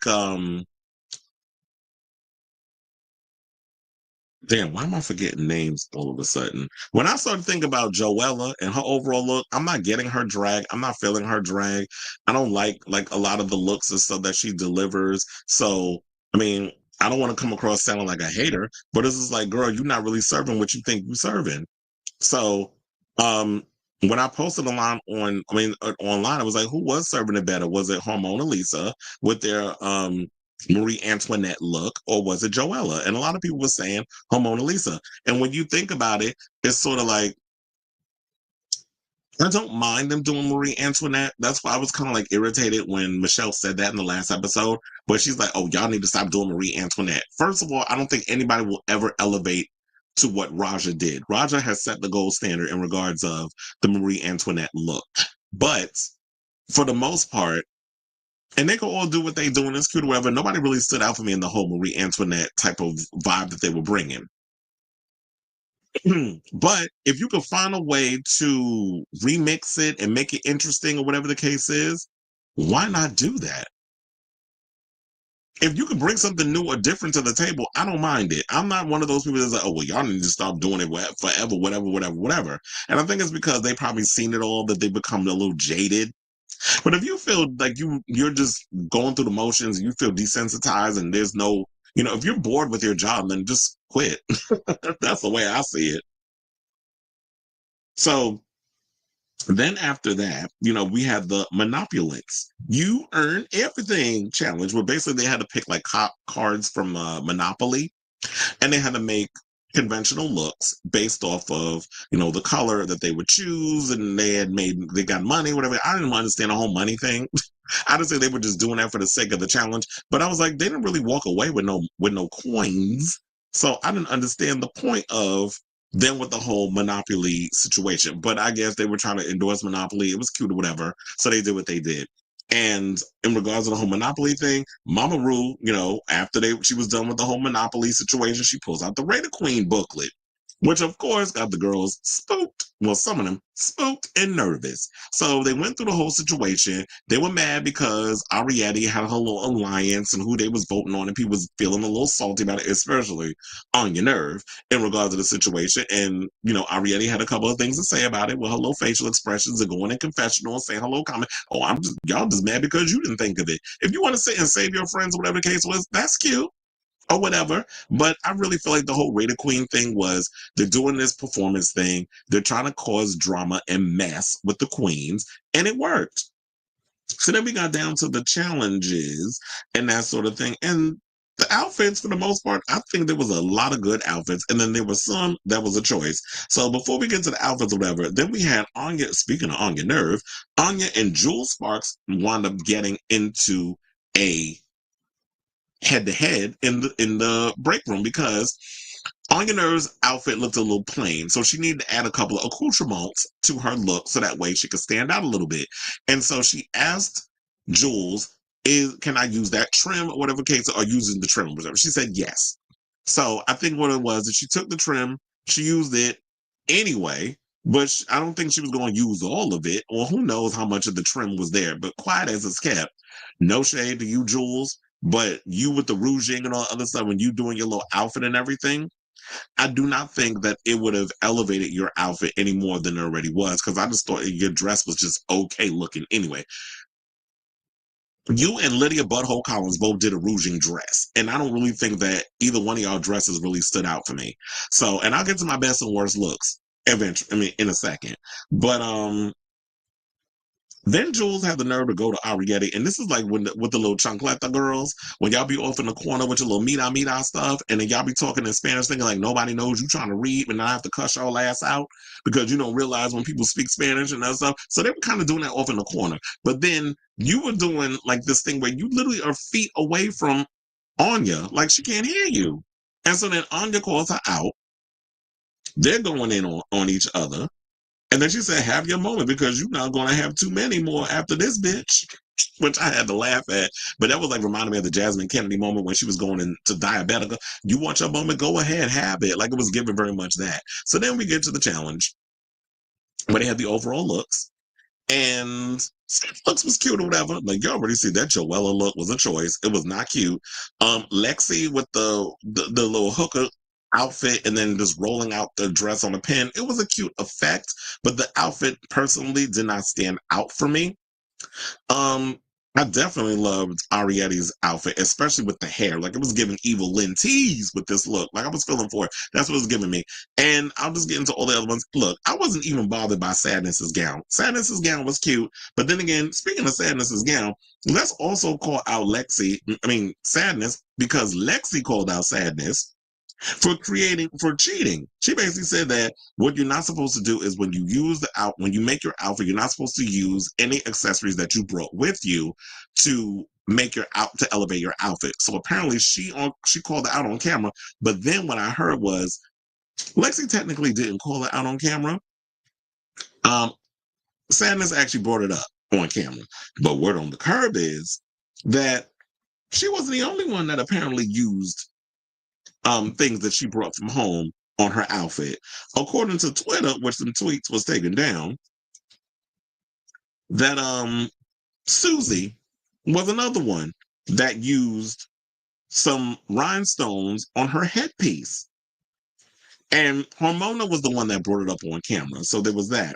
So in my overall opinion, my top looks, I would say Sam Starr, who actually won. You see her over in the bottom right. Mona Lisa, I actually liked her look. Like, even though, because she makes outfits for a living and stuff. So I wasn't bothered by her look. It actually was cute. Ariete, as I said, loved the hair. Crystal Envy was another favorite. I even like On Your Nerves look. And Susie too. But Susie too, when you saw the headpiece or whatever, that was the one they were saying that she used rhinestones on. But I think that she needed a prop to go along with her devilish look. So you came out looking like the devil, but I really feel like maybe you needed like devil horns, or not devil horns, like a pitchfork or something on it. Like she needed something, a prop, a purse. I don't know. She needed something to go along with it. You just came out looking a little too, like the outfit, I guess you wanted to speak for itself, but it just looked a little too plain. You needed something to come out with. And then my bottoms, I would say Joella, Lucky Stars, Lana Jarre, Corey King, because Corey King, child, you with that big bird hooker look, it was not working for me. Lydia Butthole Collins, I was not feeling your outfit either. And the other girls I didn't mention were safe. But for the most part, it was a lot of bottoms, in my opinion, than tops. Now, then we had the lip sync. And shout out to Sandra Bernhard, because Sandra Bernhard was the guest, celebrity guest. They had the Safe Queens, which was Acacia Forgot. Now, see, this is why I hate her name, because it's like, literally, it's embedded in my head. Acacia Forgot, I forget her damn name. So they was like, yeah, it was Acacia Forgot who got that stray from Joella. Which I was like, girl, relax. So then we had Acacia, Crystal, Hormona, Jules, Lana, Lexi, Lydia, and Susie. They were the ones who were, safe. Where They left the tops and the bottoms on stage, and the critiques began with Lucky Stars. So Michelle basically told her that there are some rough edges on her look, and she immediately breaks down. T.S. Madison, who I'm loving the fact that she's on the show a lot more, and it seems like they're allowing a lot more of her critiques to make it onto the show, told her the problem was with how she sold the garment. That's French for garment. So then T.S. also told Ariete that she did a great job with her sexy red dress, and the rest of the judges agreed. Michelle also told Corey that her body is bodying, which we already know that she gives that. She definitely knows how to cinch and put in the padding and make herself look good. But that yellow outfit was a chop. I don't know what she thought making that, but yeah, that was a mess. But I feel like the reason why they saved Corey is because Corey has a little bit more to give in regards to the drama and stuff on the show. So production is going to keep her around. I love Lucky Stars, but Lucky Stars has been a little too reserved and quiet. I'm still gagging over the fact that she ended up in the bottom alongside Joella and how she was the pork chop of the season. That is what I gagged from. And you know what I think was the problem with her overall look? I think the problem with Lucky's look was that I feel like she should have brought the unconventional look to what she was doing. She just changed up and diverted so far away from what she does on the show. I mean, or her overall aesthetic, that I think that the judges were just like, "What are you doing? Like, you wearing a regular long hair. You had the makeup was a little too much. Like, I feel like you pounded on the makeup, and then the gown just wasn't giving." So it just looked like it was so far removed from who you are as a talent. If she would have brought us them unconventional Nina Bonina Brown S type looks, because I knew like I believe they were like siblings at one point or family, and they come from the same like house, whatever the case is. But if you were kind of going for that whole unconventional Nina Bonina Brown style, where you make a lot of your looks, you could have brought that to the challenge. You're just using fabric instead of like whatever you could find. And this is why I be telling you girls, y'all need to start doing sewing challenges. Because I don't understand, like, how y'all running around here talking about in 17 seasons, you don't know how to sew, knowing what this show is about, that they're going to have a fashion challenge. And for Joella to come out and say, oh, well, girls have skated by before without having to sew or whatever. And I was like, and bitch, and that's exactly why your ass was in the bottom. Having that kind of attitude, that's why you was in the bottom. So you can't walk around with that type of attitude thinking that, well, if I do this, this, and this, then I can get by. I can skate by. Don't have that kind of attitude, that type of mentality, because then it could get your behind sent home. So Sam Star ended up winning the challenge, which was well deserved because I was living for that blue outfit. It was everything. And then Sandra basically told Anya that she had her focus. And TS told her that she definitely was serving rich bitch energy.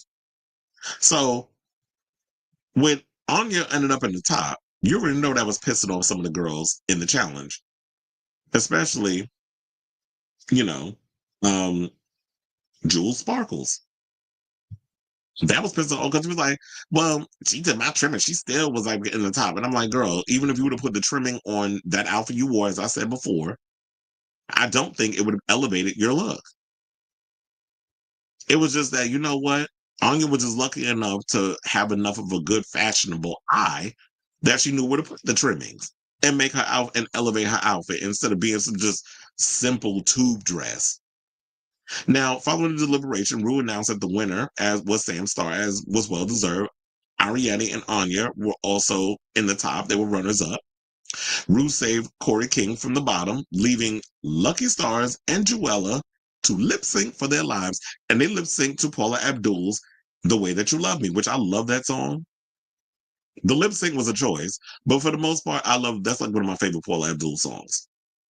And I really wanted Lucky to win.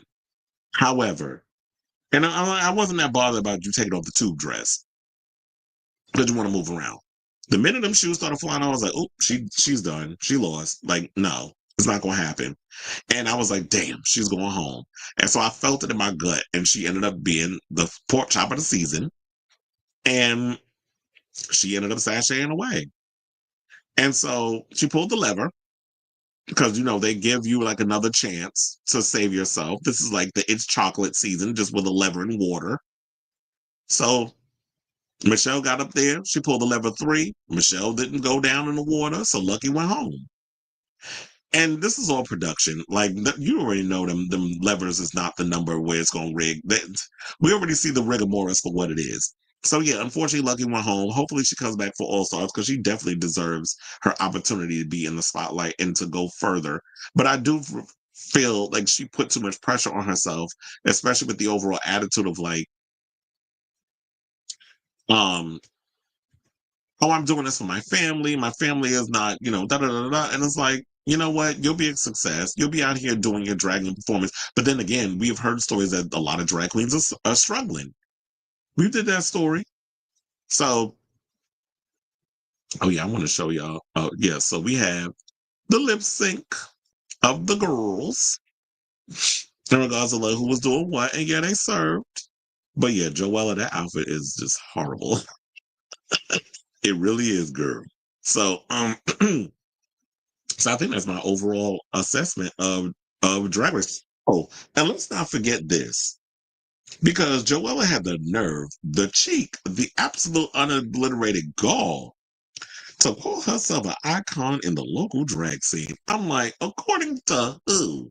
Because you trying to say that you up there on the same level as a bitch pudding, as a meatball, as a Willem, as a Ray Latre, like any of those LA queens? Because, ma'am, if you are the pinnacle, if you are an icon in the local drag scene, then LA, y'all got a problem. Like, if this is your level of drag, I don't know what to tell you. I think maybe y'all need to reprioritize your stuff because that ain't it. Like I said, or maybe she is. You want to know something? There's some people, and I've said this before, there's some people that are good at drag race, and there are some people at doing drag. And that's what she gives. So I say all this to say, what do y'all think of this RuCap of episode 3, Monopulance? You earn everything. Whatever your thoughts are, let me know in the comments down below. I was like, yes, honey, I was coming with pictures and everything. So let's see what the people are saying.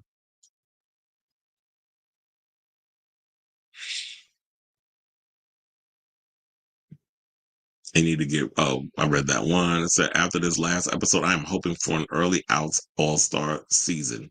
We definitely need an early outs all-star season. And I don't understand why Drag Race hasn't capitalized on that, because there's so many girls that have gone out early that just definitely need a second chance. The fans want it. Why not give it to them? Or give it to us? Nina said Lucky Stars was asked to be on Dragula, but decided to do Drag Race. Well, you know what? I think her next time should be Dragula. Maybe that's what she needs to do. She needs to go and do Dragula. I really thought Lucky would make it all the way to the end. I thought she would last further too. So that's why I was shocked that she ended up in the bottom. But I do feel like she moved herself so far away from what she was doing that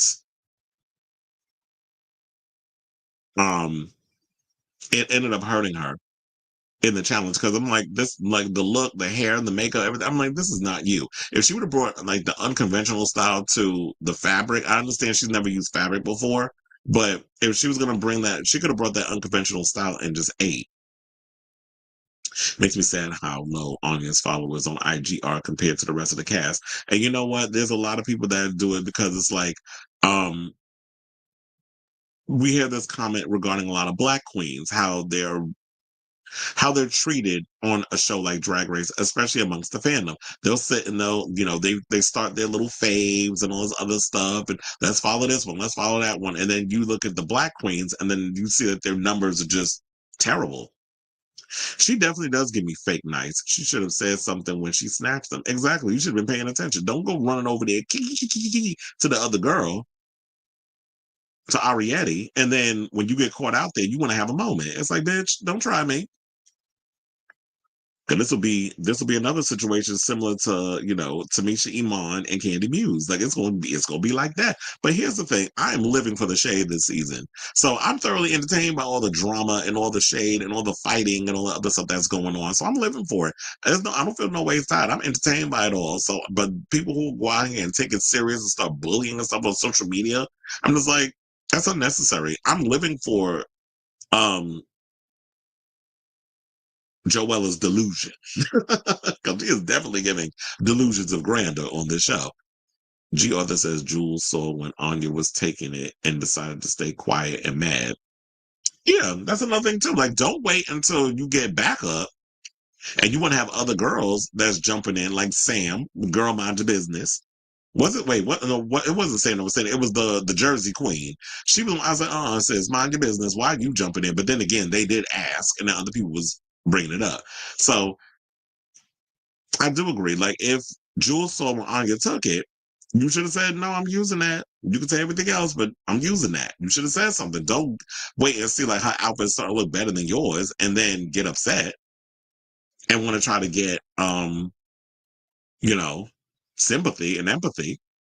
And then tensions is high in the freaking room. I wish Lucky would have made a dramatic wig headpiece and added more fabric to cover her legs and make it look almost like a Victorian dress. Yeah, because I thought that's what she was going for, but it just looked so basic. And then she came up with that flat hair. I'm like, what is that? Like, why aren't you bringing you to this? Like, oh, I want to give them something different. Not in episode 2, technically, because they did the, you know, they did the competition thing, but that was the official challenge episode. Like, why would you want to give somebody different that early? You wait at least a episode 4 or 5, maybe even 6. Sewing is just as important as improv and lip sync, and every queen that gets on the choice is going to do at least one. Joella Stars and any other future queen is lazy for not trying to learn. Exactly. And so if you're going to end up in the bottom, that's on you. Like, why would y'all even do that? You know, if you're going to go on Drag Race, you have to know how to improv with Snatch Game. You know that's coming. You know that there's going to be a sewing challenge. Take a basic class. So Joella is trying to be the plain Jane or mistress of the season, but I can tell she's being shady for the edit or if she's delusional. I can't tell either. It's 91 days till I see Kylie Minogue. Tonight at 7:30 will be 3 months till I see the tension tool. Okay. So I don't like Joella either, but she makes good TV and that's why they keep her around. All right. So let's get into our final topic. And, you know, we talked a little bit last week about this. You know, the season 17 queens threw a little shade in Lexi Love's direction by referring to her as grandma or auntie. And she's only 33 years old, but they were calling her elderly. Is because she's the oldest queen on the show? Like, I just didn't understand the point of them why they were trying to come for her. But yeah, so it has opened up the age-old question, since we're talking about age, does Drag Race have an age problem? So now in the most recent episode of Drag Race Season 17, this year's new crop of queens began playfully referring to the cast's oldest member, Louisville's Lexi Love, as a grandma during filming. Now, as I dabbed away the tears from my wrinkled and sagging almost 30-year-old child, okay, this is somebody from Pink News, by the way. I am not 30. I'm like 10 plus years older than that. So now they said, is it me? Am I the grandma? I don't think I'm the grandma. Maybe I am. So now, in all seriousness, the Drag Race girls aren't serious. As one Gemma Collins might say, it was a bit of a laugh. It's tongue in cheek. Danielle, it's funny. That might be true, but it does open the door to a bigger, suppler, more collagen-rich question. Does Drag Race have an age problem? Now, the most obvious evidence points to no. Of course not. Don't be silly. It's a TV empire currently being helmed and hosted by RuPaul, a drag queen who will be 65 years old this year.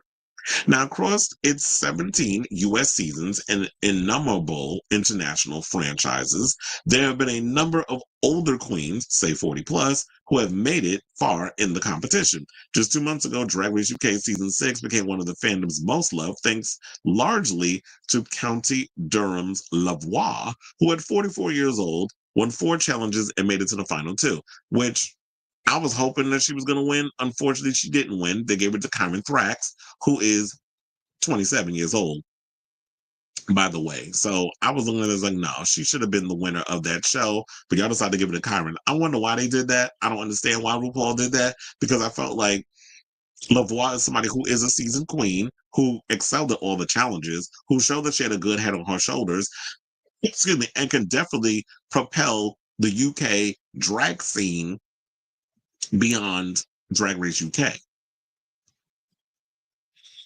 So they said, in fact, all 73 winners throughout the Drag Race universe is fairly pitiful to own that only 5 of them, less than 7%, bagged their crown while they were age 40 or above. So yeah, we have Chad Michaels, Alyssa Edwards, Jimbo, Vanessa Van Cartier, and Drag Race España star Sharon. Y'all also forgot, didn't you forget Bianca Del Rio? Or was Bianca Del Rio 39 when she won? So that's probably why she wasn't included. Now, of course, in order for all the Drag Race competitors to win, they have to be cast on the show first. Now, on average, the new season has the show's youngest ever cast, with the average age of 26.3 years. Season 14 had the second youngest, Lady Camden and Deja Skye. The oldest queens were just 31. Across all 17 seasons of the original franchise, which has welcomed 224 queens, only 8 were 40 or older at the time of filming. Now, when seasons do cast older queens, their inclusion often becomes something to be mocked, and not in the Lexi Love is a grandma way. Now, on season 7, Tempest DuJour was at the time the oldest queen to ever compete at 47. After entering the workroom, fellow queen Candy Ho, then 27, immediately asked her, "So how old are you?" before suggesting that she tries to be funny with her old-fashioned drag, though Tempest put it best, retorting, "You don't stop dreaming at a certain age." RuPaul certainly decided she should. Tempest was sent home first.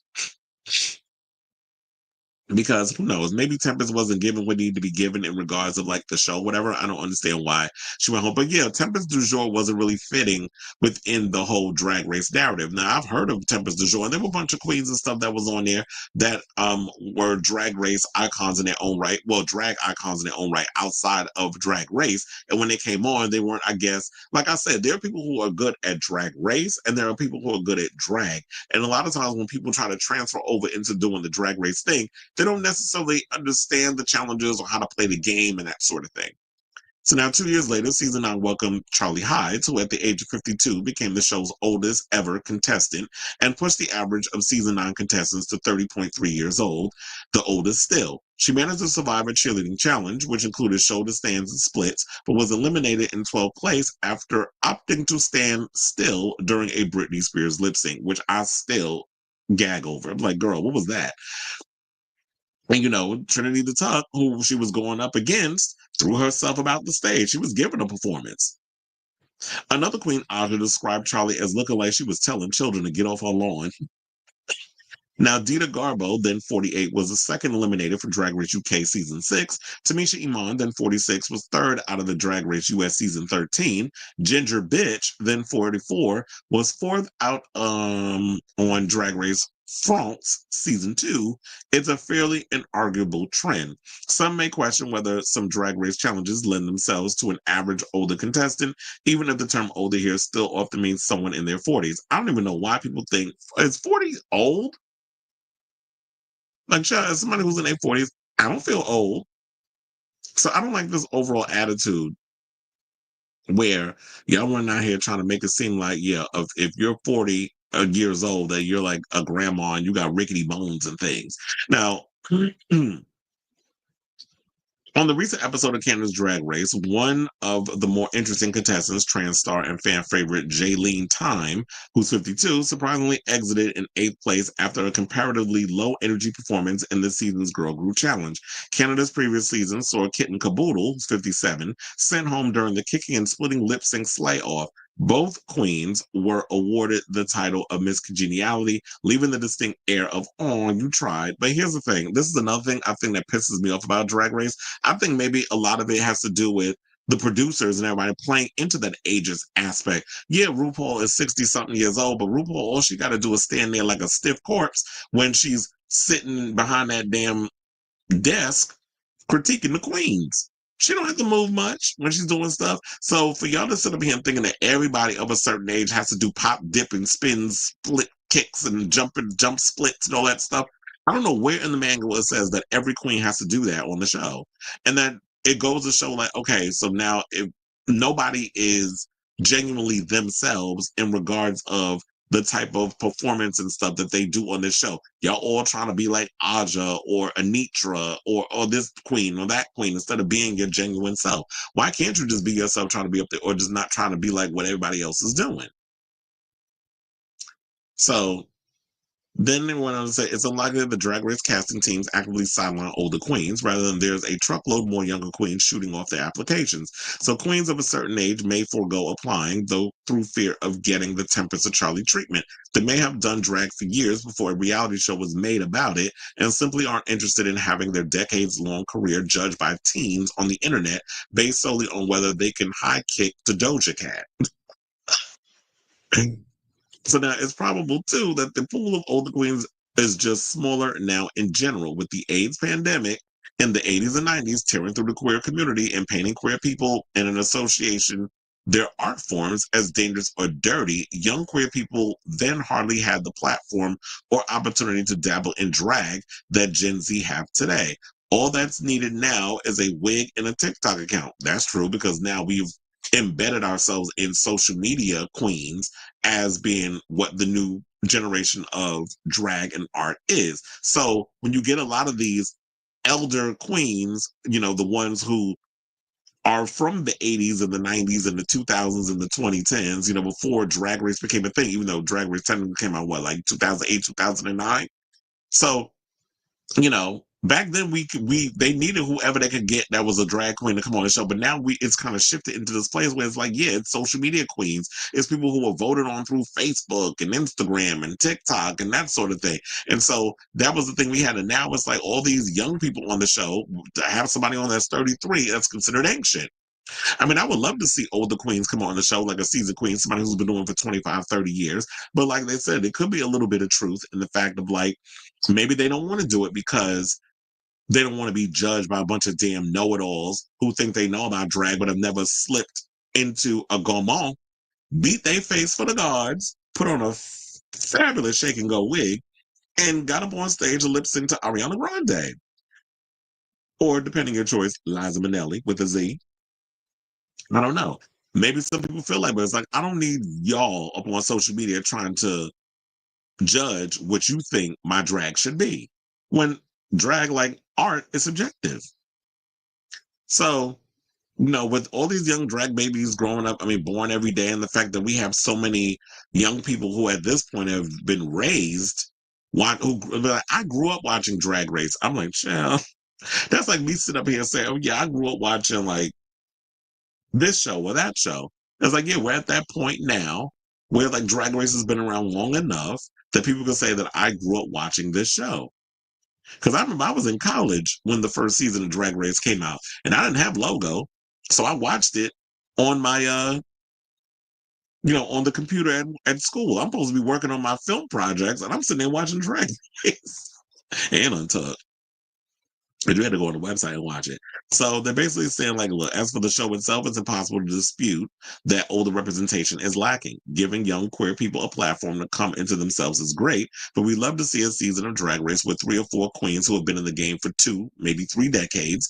Ironically, there should be no fresher shake up to the formula. So I do feel like they need to mix it up. It shouldn't just be like, okay, the median age for an elder is in their mid-30s. We do need to kind of, I think maybe some of you queens out there who are in your 40s and your 50s, shake it up. Get on the show. Send in your application. I would love to see a lot of y'all go up against these young queens. And because we keep hearing like this ageist stuff that comes out, but maybe some of you veterans need to show a lot of these young people how it's done. But we can get more Lavoie types on the show. And less Tempest du Jours or Charlie Hides. Like, we need less of those and more Lavoies. People who are seasoned, who got a good head on their shoulders, who can handle any challenge thrown at them, and is a veteran in the game that knows how to do drag as well as good TV. So you got to be able to find somebody who in a way could be a Jill of all trades. And so that's what we need. And Drag Race, you people that vote or you choose who could be on the seasons, y'all need to be a little more open to that instead of purposely picking people because it makes a good narrative for, your reality show. Just so that way y'all can have something to talk about dramatically. So I say all this to say, what do y'all think of this story? Do you think that RuPaul's Drag Race has an age problem? And would you like to see a mixture of like older and younger queens partaking on the show? I feel like it should be open for a lot of people. If you have the talent, if you have the wherewithal to get up in there and stand toe to toe with a lot of these other queens, then I feel like we need the veterans, because if it wasn't for these veteran drag queens, a lot of you newbies coming up wouldn't have shoulders to stand on. So let me know what you guys think of this story in the comments down below.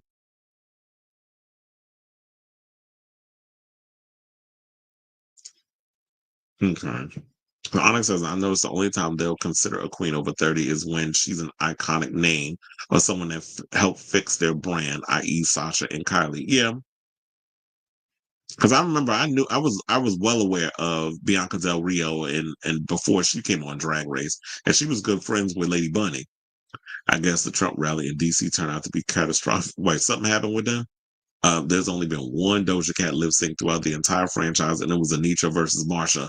Yeah, I'm a bitch. I'm a boss. That iconic song. But look, I was like, which one was better? Was that the iconic performance or the episode we saw where they did Doshi? First of all, I'm glad that Doshi coming on the show definitely boosted her sales for her music, because she is definitely a talent that people really need to recognize.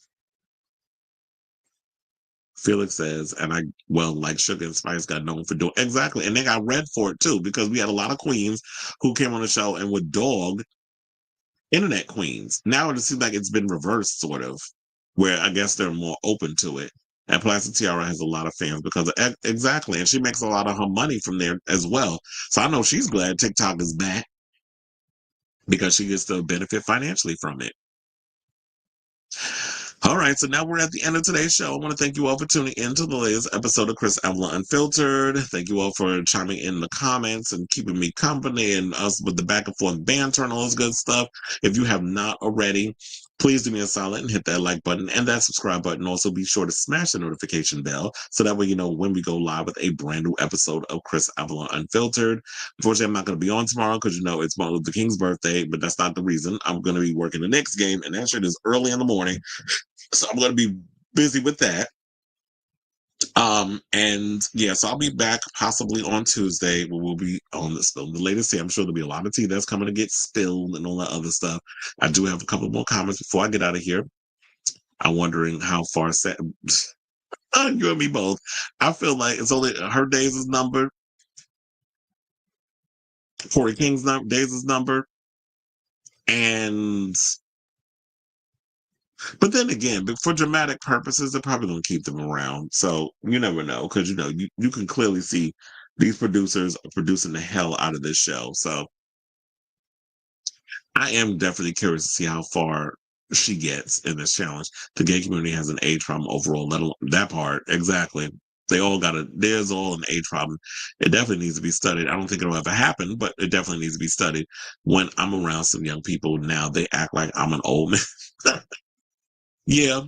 And some of them get on my damn nerves. Like there was a couple of girls that got on my nerves yesterday. It was like a bunch of just walk past me. I say, hello, where y'all going? Like y'all just walking past me like you don't see me here. Like don't play that. I don't give a damn who children it is. Like don't just walk up in a situation and then just act like you running stuff. Like, no, I run this, not you. So as I said before, thank you all for tuning into this latest episode of Kris Avalon Unfiltered. And so love you all. And until next time, ciao, darlings.